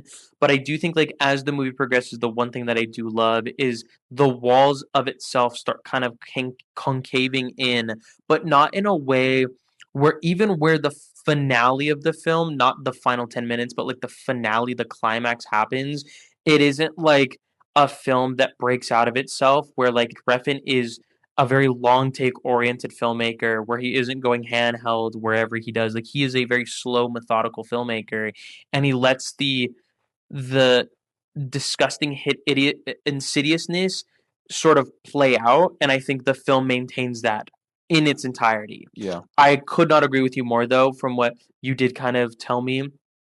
I don't love the last 10 minutes Mm. because like the last 10 minutes are like you are surmising like what the whole film has been doing so well, but like you also did such a good job on a visual level displaying it. Um and there's just an actor that isn't in it nearly as much in the last 10 minutes that is like, man, I was loving it so much. But I will say Keanu Reeves is amazing in this movie. Like and it's funny because he's like in it for like 3 5 minutes, but like I think not enough people give credit to the fact that Refn, like, he is such an odd fuck, and the dialogue he gives can make all this shit feel so cartoonish, but I really do think he knows how to direct actors so pristinely. And one that we'll talk about soon. Just yeah, all around a great movie. Jenna Malone's great. The two like other models. The moment where like you can kind of see it. Like people have like said that this is like an allegory for like Epstein. I'm not even joking with you. So for keeping that like the moment that like Jesse L. Fanning's character fully drinks the Kool-Aid and like it's like strobing is some of the best in his filmography. But yeah, no, just to me, also a really great movie. Yeah, again, I'm gonna air the same sentence here. I Yeah. mean, it's really funny. I said the sentiment when I was talking to you in Austin, and I still Hmm. kind of stand by it. Like, probably my favorite looking Refn film. Yeah. I love how this movie looks. I think I like the fact that it looks so gross. Like, it It does looks look like disgusting. visual blur, like someone threw up on the screen. Like the greens, like I'm picturing that specific hue of green they use for like the motel area and Yeah. like how that looks and Yeah. like just the interiors and how like the shadows, like there's not really any clear shadows, like everything's blends together. Hmm. Um, and like just specific things like when she first has to get like naked for a photo shoot, like in the dress she's wearing is like the same color as her skin, and like it just Yeah. visually just looks so crazy. Um, I love the Neon Demon. I think like you kind of aired out already, like last 10 minutes don't fully click for me. Yeah.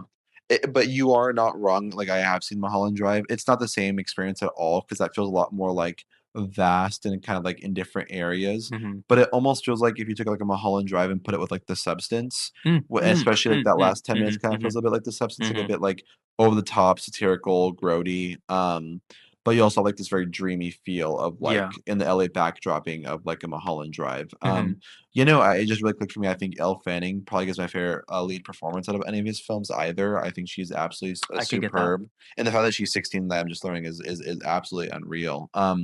Yeah, just really clicked with me. Like there is, I think it's funny too because I made this statement about Her Private Hell that I guess I'll be giving away by revealing what I'm saying about this film, but this film has like quite a bit of flaws. Like I don't think Only God Forgives has as many flaws as the Neon Demon, so it's weird that I Yeah. prefer it. But I guess more so like I guess what it's doing and how it's able to pull off seems so much more impressive in the Neon Demon to me. So when I Yeah. watch it, I'm getting like a general same similar amount of like enjoyment out of it. I'm like, Yeah. okay, like I'm more impressed by this. Like I'm into this more. Mhm. There are things like I don't even know, like, if this is, like, a spoiler, if, like, it's just so there's a scene with a dead body that is, like, pretty fucking crazy Yeah. and intense, and to a point where it's like, okay, like, this is very gross, but also at the same time, like, it is important for, like, what it's trying to convey with its message. There's something super small that, like, is so innocuous and not important, but I do wanna bring it up because it's still in my mind. There's a reaction that happens in the 3rd act by Elle Fanning where she's basically getting chased by someone, and then to her right, there's another person that pops up, and she does like a little jump. Mhm. Oh, that was terrific. Yeah. I That agree. was just like a I little agree. moment I had to I shout agree. out. Like just like small things like that. I'm like, oh, that's really good. Mhm. But yeah, no, it's really weird. You can kind of feel like this kind of work its way into like the DNA of her private hell. Yeah. Same with Only God Forgives. Mhm. Same with Drive. Like when people say like only or her private hell kind of feels like the culmination of like a lot of his like late stage career work. Mhm. I'm not even against that No. sentiment. Like there are certain DNA patterns that are present in his stuff like around this time. Mhm. All that to say that like I really clicked with this film. I don't know how often I'll be revisiting the Neon Demon. No, I would I, you choose to revisit Only God Forgives before the Neon Demon? Yes, I would. Yeah, I I agree. would, but I think like Keanu Reeves makes it worth price admission Crazy. alone. Like he's weirdly so good. Like, and it's funny because like I'm not here saying like Keanu Reeves is like the best actor ever. Like I think he's appropriate in the Matrix films. I like him as John Wick and whatnot. But like he is notoriously known for like giving some bad performances here and there, Hmm. and especially when it's kind of required him to be more realistic. Like that kind of tends to be the Hmm. realization. Like when he has to be like an actual person, Yeah, it kind of falls flat a little bit. He's like really fucking good in this. Like yeah, where I was like, you can't even be this good. Like this yeah, isn't even allowed. yeah. And there's like a scene of like a knife. It's just gnarly. It's crazy stuff. It is But gnarly. I do think it's just like it's the one time, and all things considered, if you have somehow watched all the movies that we have in reference filmography, I do really like. I stand by like not even in a flaw, just like a general feeling. I do think he gets a bit too high off his own supply in this film. Like you bring up that like mortuary scene.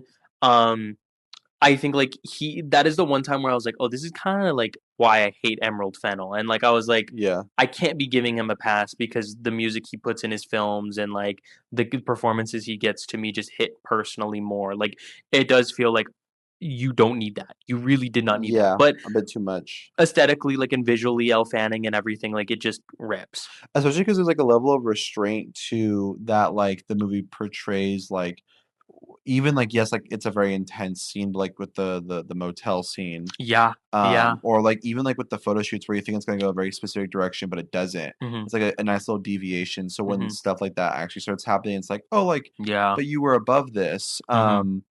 But again, another film to be high slash residually high to. Mhm. Shit was like blending together, and I was like, I will say like there is a point where there's like that reflection scene where like, she's like kissing her reflection. Yeah. I was like, I don't know if I was tripping the fuck out or like maybe the film was doing it itself. Like none of them looked like her, and I was like, who is? Yeah. I was like, there is something going on. Like I'm like Yeah. like who are these characters? Like Mhm. something's happening, but it's all supposed to be Elle Fanning, but Yeah. none of them look like Elle Fanning. I'm like, Mhm.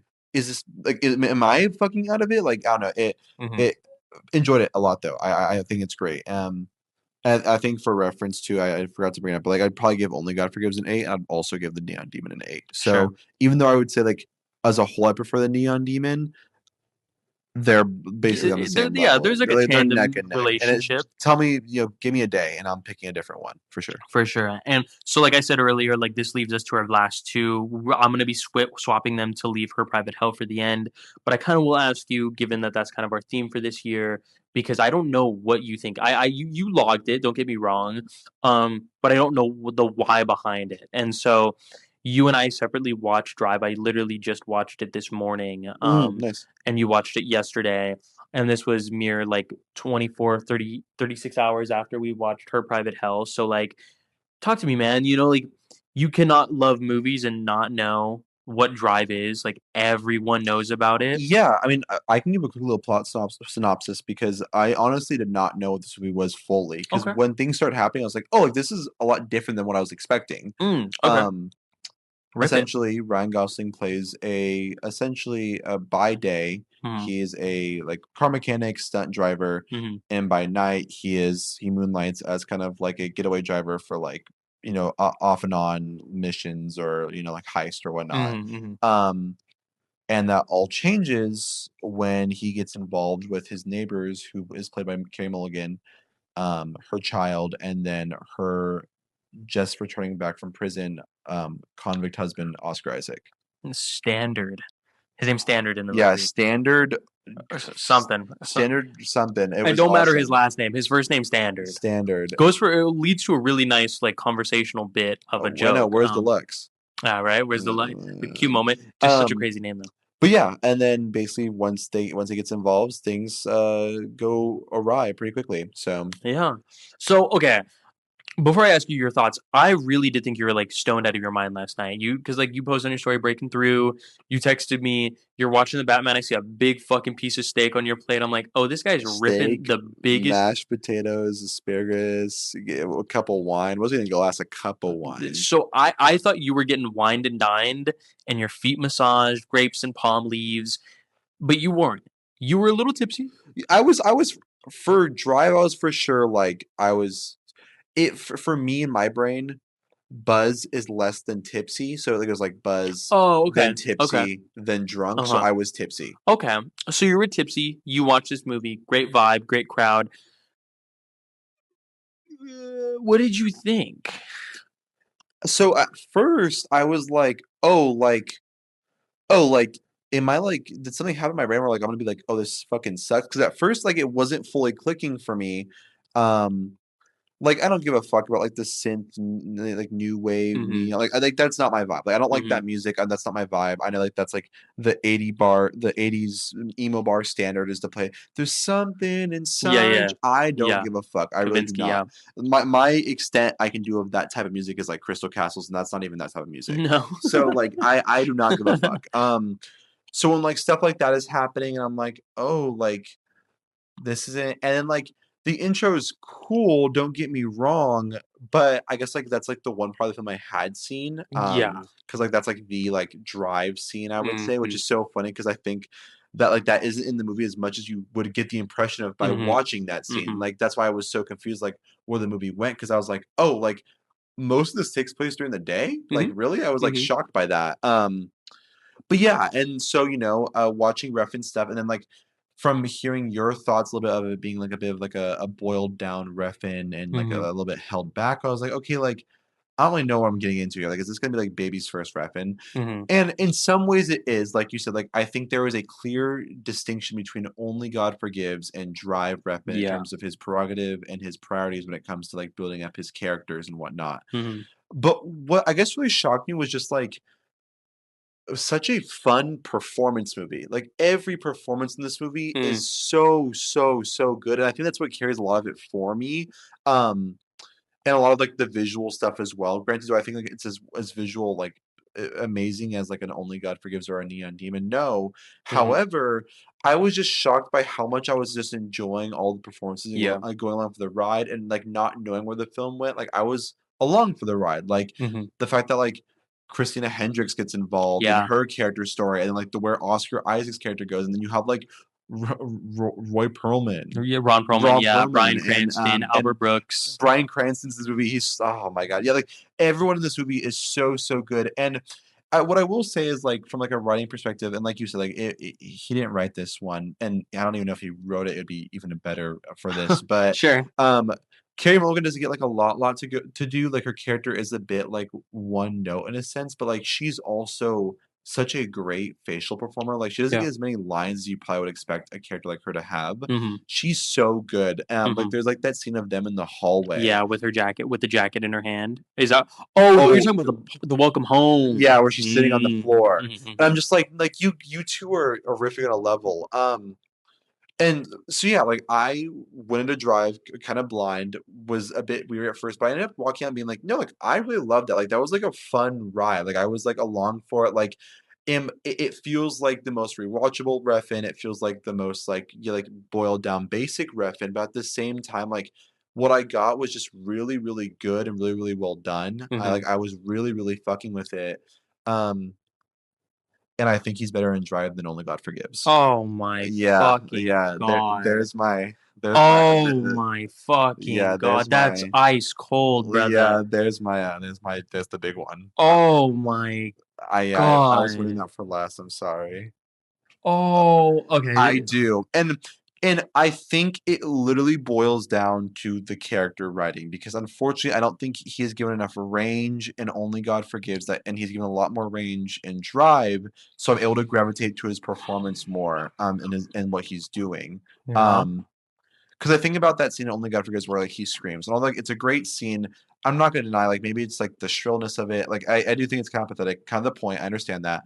But like it doesn't fully click with me there. Where like in Drive when like there is a command and level of rage to his performance, I do fully buy it and I do fully like I can see like maybe it's the sweat or the veins popping out of his forehead. Like Mhm. I can see the deterioration in him and maybe just like a writing thing Mhm. or the way the story progresses, or the character progresses rather, Mhm. because I would say the character's in a very different place starting than ending. Mhm. But just yes, like it is easy. Like I'm not even denying like it is a film bro staple, but like the scene where he points and he's like Yeah. You're gonna tell the truth. Yeah. Like, Yeah. No, he's I right. fully bet. Like, and I really wish I didn't air that sentiment because I think that's like the common sentiment is that Drive is like his Yeah, best but that's a performance. sentiment that you're recording in the confines of this pod. Exactly. And that's like, Exactly. And that's why I don't want to be on that side because I'm not even going to sit here and say I like Drive more than Only God Forgives because I don't. I like Only God Forgives more than Drive.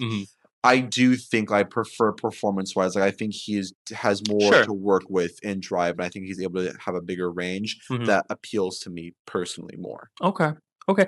Yeah, and so like I was like not even really gonna watch this. I told to you I was like, I'll find time to, but then I looked at like all the things I had to do and I was like, I remember it.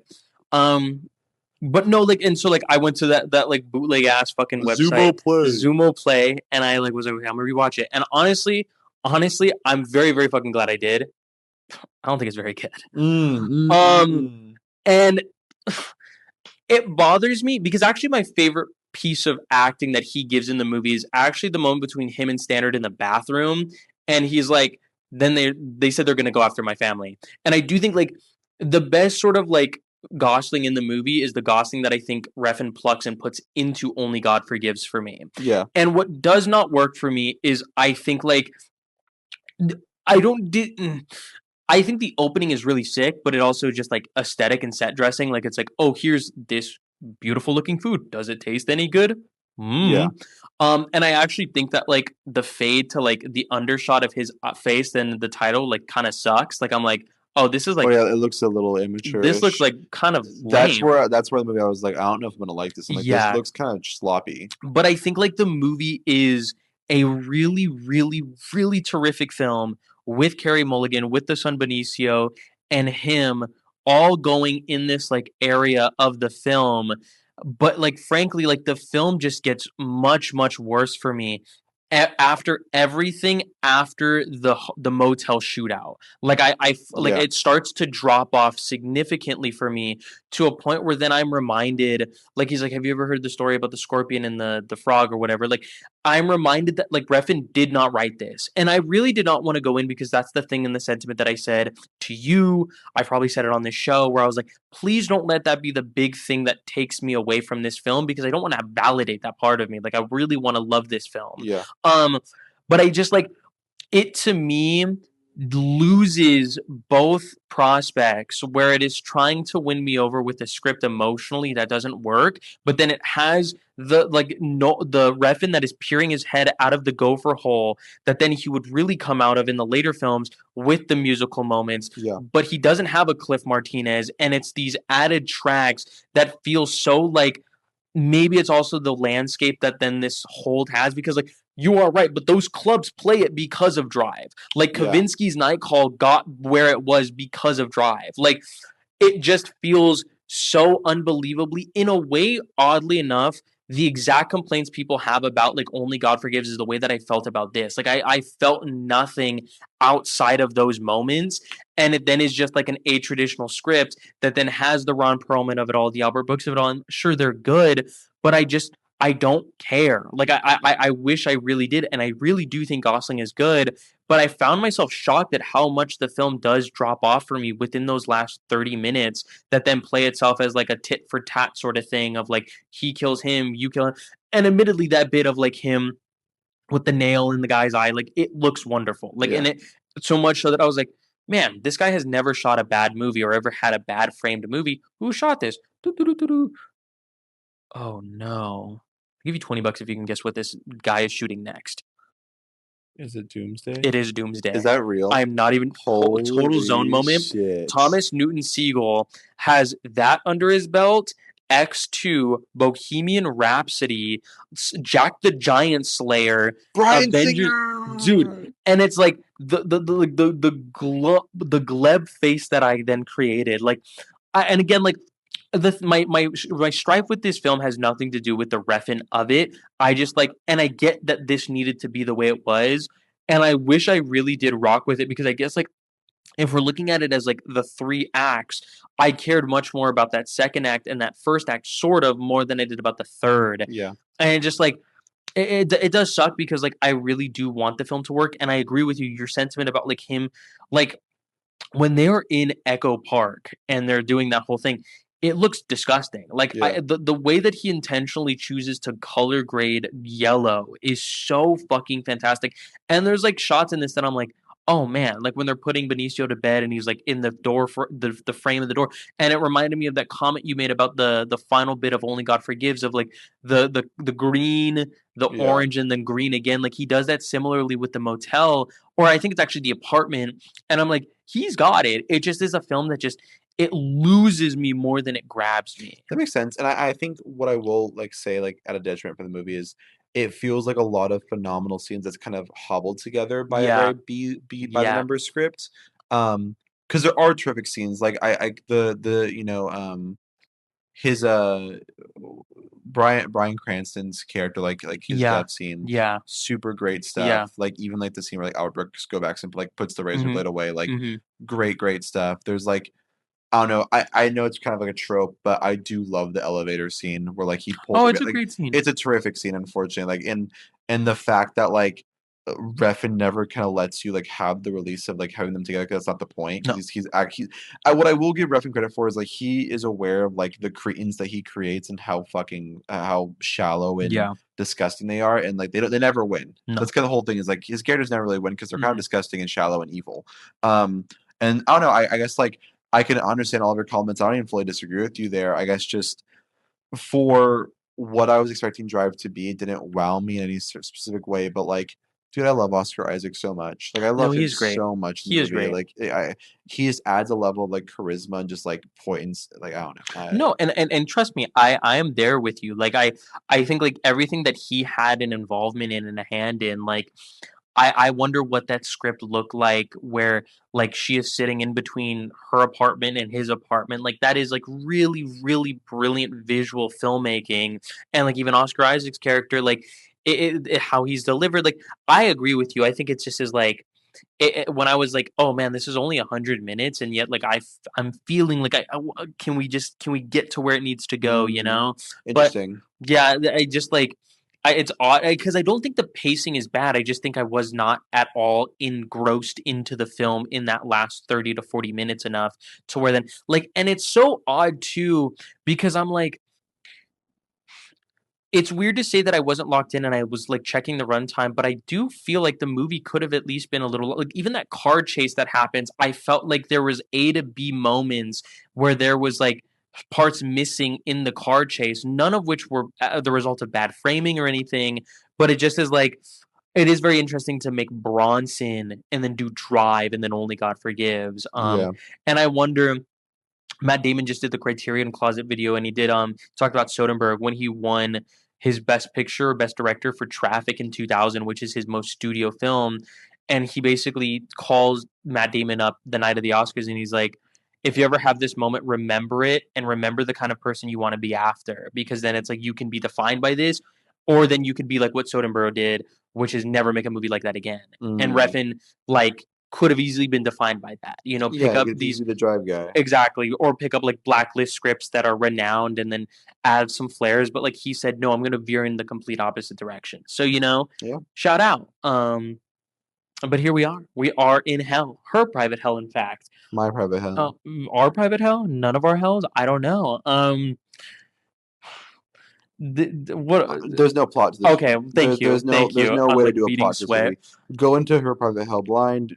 Don't be shocked if you're like confused. I was confused. I The think the whole point's to be confused. The only plot I will give you is this only existed when Nicolas Winding Refn in 2023, his heart fundamentally stopped for 25 minutes. And in it, he saw nothing. Absolutely nothing. But when he came back, he realized, as you kind of touched on earlier, about like he had been doing streaming, but he did that intentionally because he felt he didn't have anything to say narratively on a feature level. And he took all these things that he loved, giallo, Italian cinema, different actors of today. Like he quite literally has said several times how much he loves Riverdale, and Charles Melton is from Riverdale.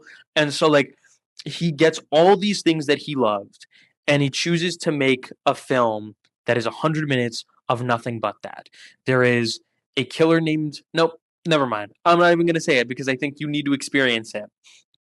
Let me ask you this. There is Johnny Thunders. I'll say Johnny Johnny Thunders. Thunders is in it, and Charles Melton sweats a lot. Out of all Refn films, which has been the most that you've thought about the most since having watched? Her Private Hell, but I'm gonna be so transparent with you. I think I've realized after watching Her Private Hell that I do need to lock in on the gay stuff because Charles Melton is the most attractive person alive. And I will also need to say that I need to lock in on like the body T stuff because I need a body like Charles Melton. That's like this isn't me joking. I There's no Johns. Like most of my thoughts for Her Private Hell has literally been me being like, man, he is so sexy. And I think, God, this is gonna sound so dumb and chuddish of me. When you, you turn the no, I'm not making an X-Men reference right now. When you as a filmmaker are making a conveyor belt of all the things you love, and all these things are colliding, divulging, and separating for 100 minutes, I think you are very much given the grace to just talk about this movie like you're picking up like a charcuterie board. Meaning, your charcuterie board was Charles Melton. My charcuterie board was also Charles Melton. I and I think it's also because I was like trying to look up like interviews and I saw a clip of The Thinning 2, which is the Logan Paul movie that Yes. he stars in Yeah. with him. And it makes me like really, really, really, really, really appreciative that like Melton is so able to break away. Like he can play a 14-year-old like he does in like May December, or he plays who he plays in this film, who's Captain K. I'll just say, or Sergeant K. He he he's up there like for me as like my favorite performance of this year. I think like oh sorry, you're looking at him. Favorite body of this So, year. I think like there's a little bit of a relationship that has to be of both. But I also don't want to shy away from the fact that I do think that like Sophie Thatcher is a very interesting artist right now who like is kind of one for one with like Companion not being very good, but she's good in it. But like I will say that I do think a lot about this movie in its more like dreamy state thing. Yeah. 2-for-1 Heretic. You're so right. You're actually that was my bad foot. Ow. I also heard that Yellow Jackets is like Heard, good if you're a heard. fucking Keyword being girl. heard. Yeah, Good if we're you're never a gonna fucking fucking girl. don't be like a fucking chud she her. Okay, we're not watching Yellow This for Jackets. boys. No way. But I think like we have made the comparisons, but I think it is only apt that I'm able to at least give him the same sort of credence. This is the way that I interpret a film like Inland Empire, for example, which is a behemoth of a film that isn't always working for me, but I think its greatest strength is the way that it burrows into your brain after, at least for me.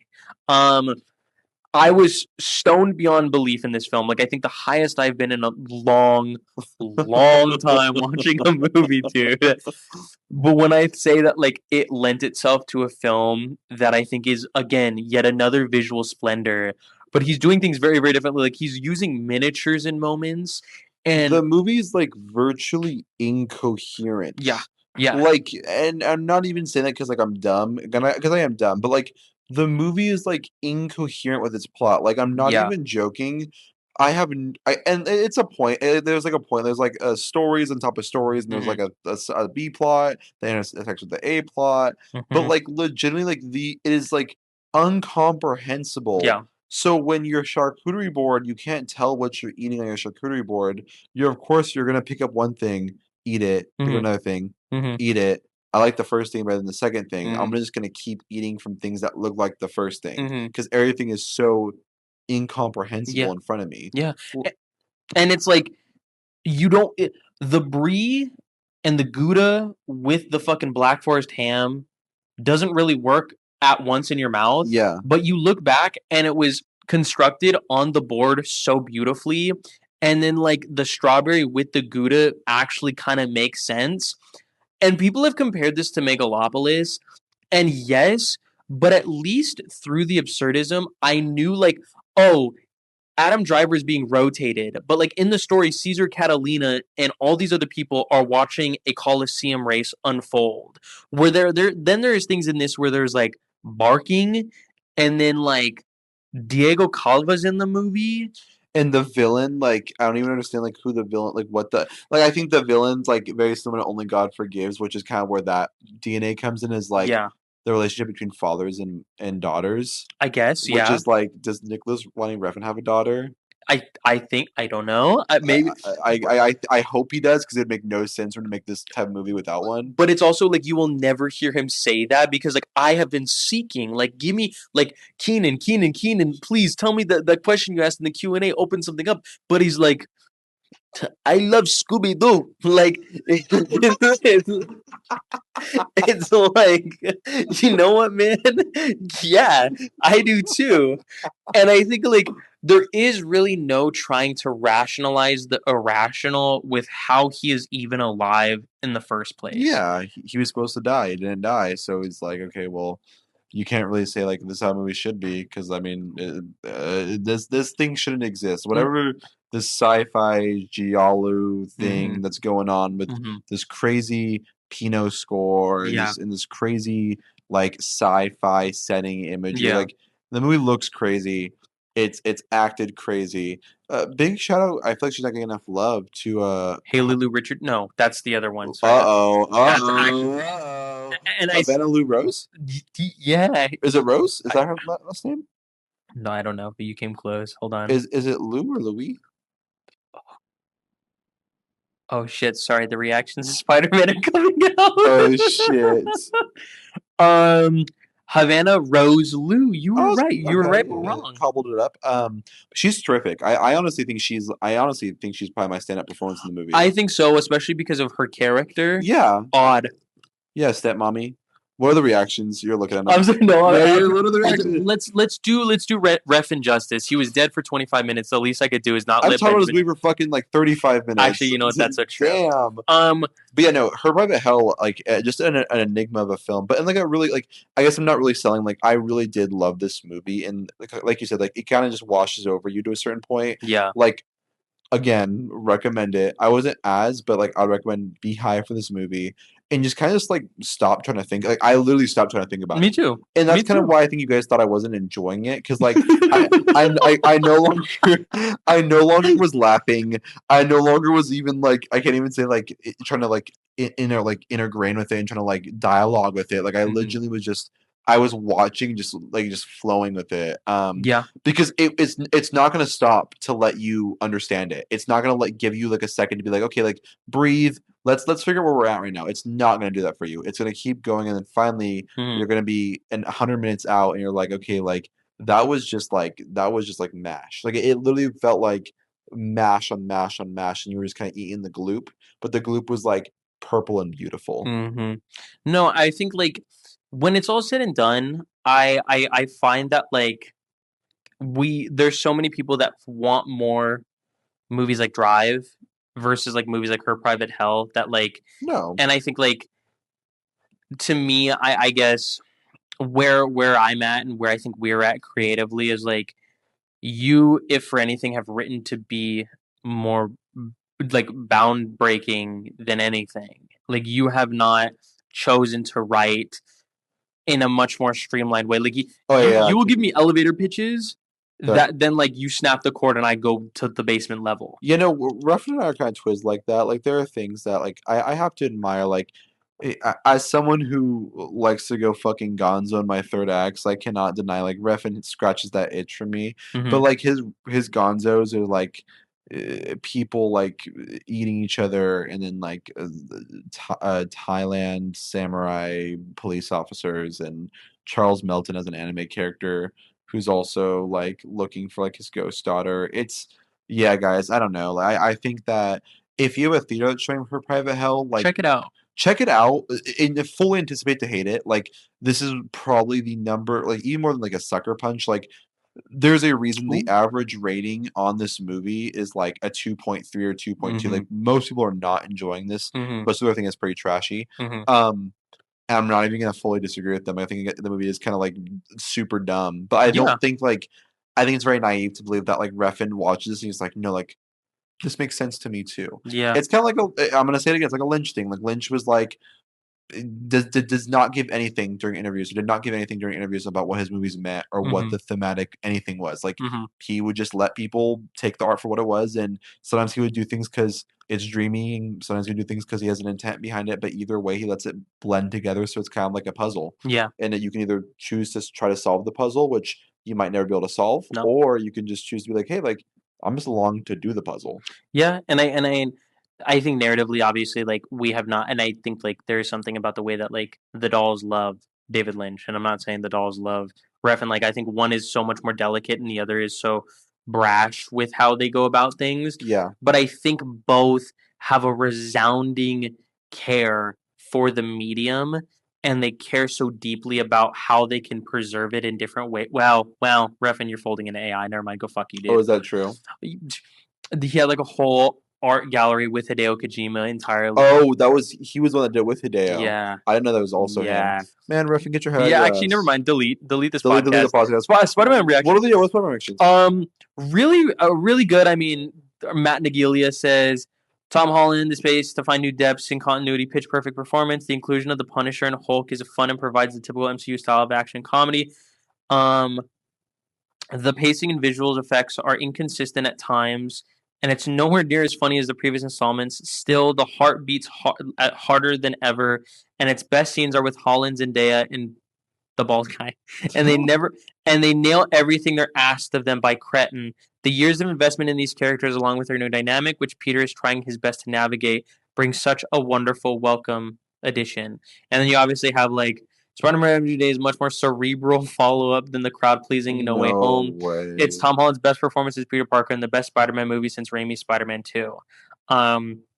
Thank you, Tom Holland, Destin and Creighton, for making Marvel movies human again. Thank you for making me love Spider-Man again. No words, even though you just said a bunch of words. Injects a ferocious energy into Spidey's latest adventure, delivering all the thrills. That maturity extends beyond the story into the action, with Creighton crafting some of my favorite Spider-Man fight sequences of the Holland era. Part detective story, part psychological thriller, part buddy comedy. He lights with an eye only seen with Raimi and Pope behind the camera. Yes, the Sadie Singh mystery absolutely pays off. She's perfect. Pope and Raimi? That's us. I'm so done though. I was like, what the fuck does the Catholic Church have to do with this shit? I'm dumb as hell. Anyway, though, my friends, hopefully all these reactions are there to sail us along the river to our next video, because I really don't know. We'll see. Thanks for the long one. Top 4 longest video we've done. Yeah, it's gonna be the number one most disliked one. Shut the fuck up. Thank you, Callie, for commenting on the last episode saying salmon bowl. When we did the Raimi films, and I was like, shout out roommate Callie for the delicious salmon bowl. Said salmon bowl. Oh shit. Our roommates are tuned in. Your roommates are tuned in. Our roommates are tuned in. It's family, guys. Oh no. Goodbye, guys. Peace.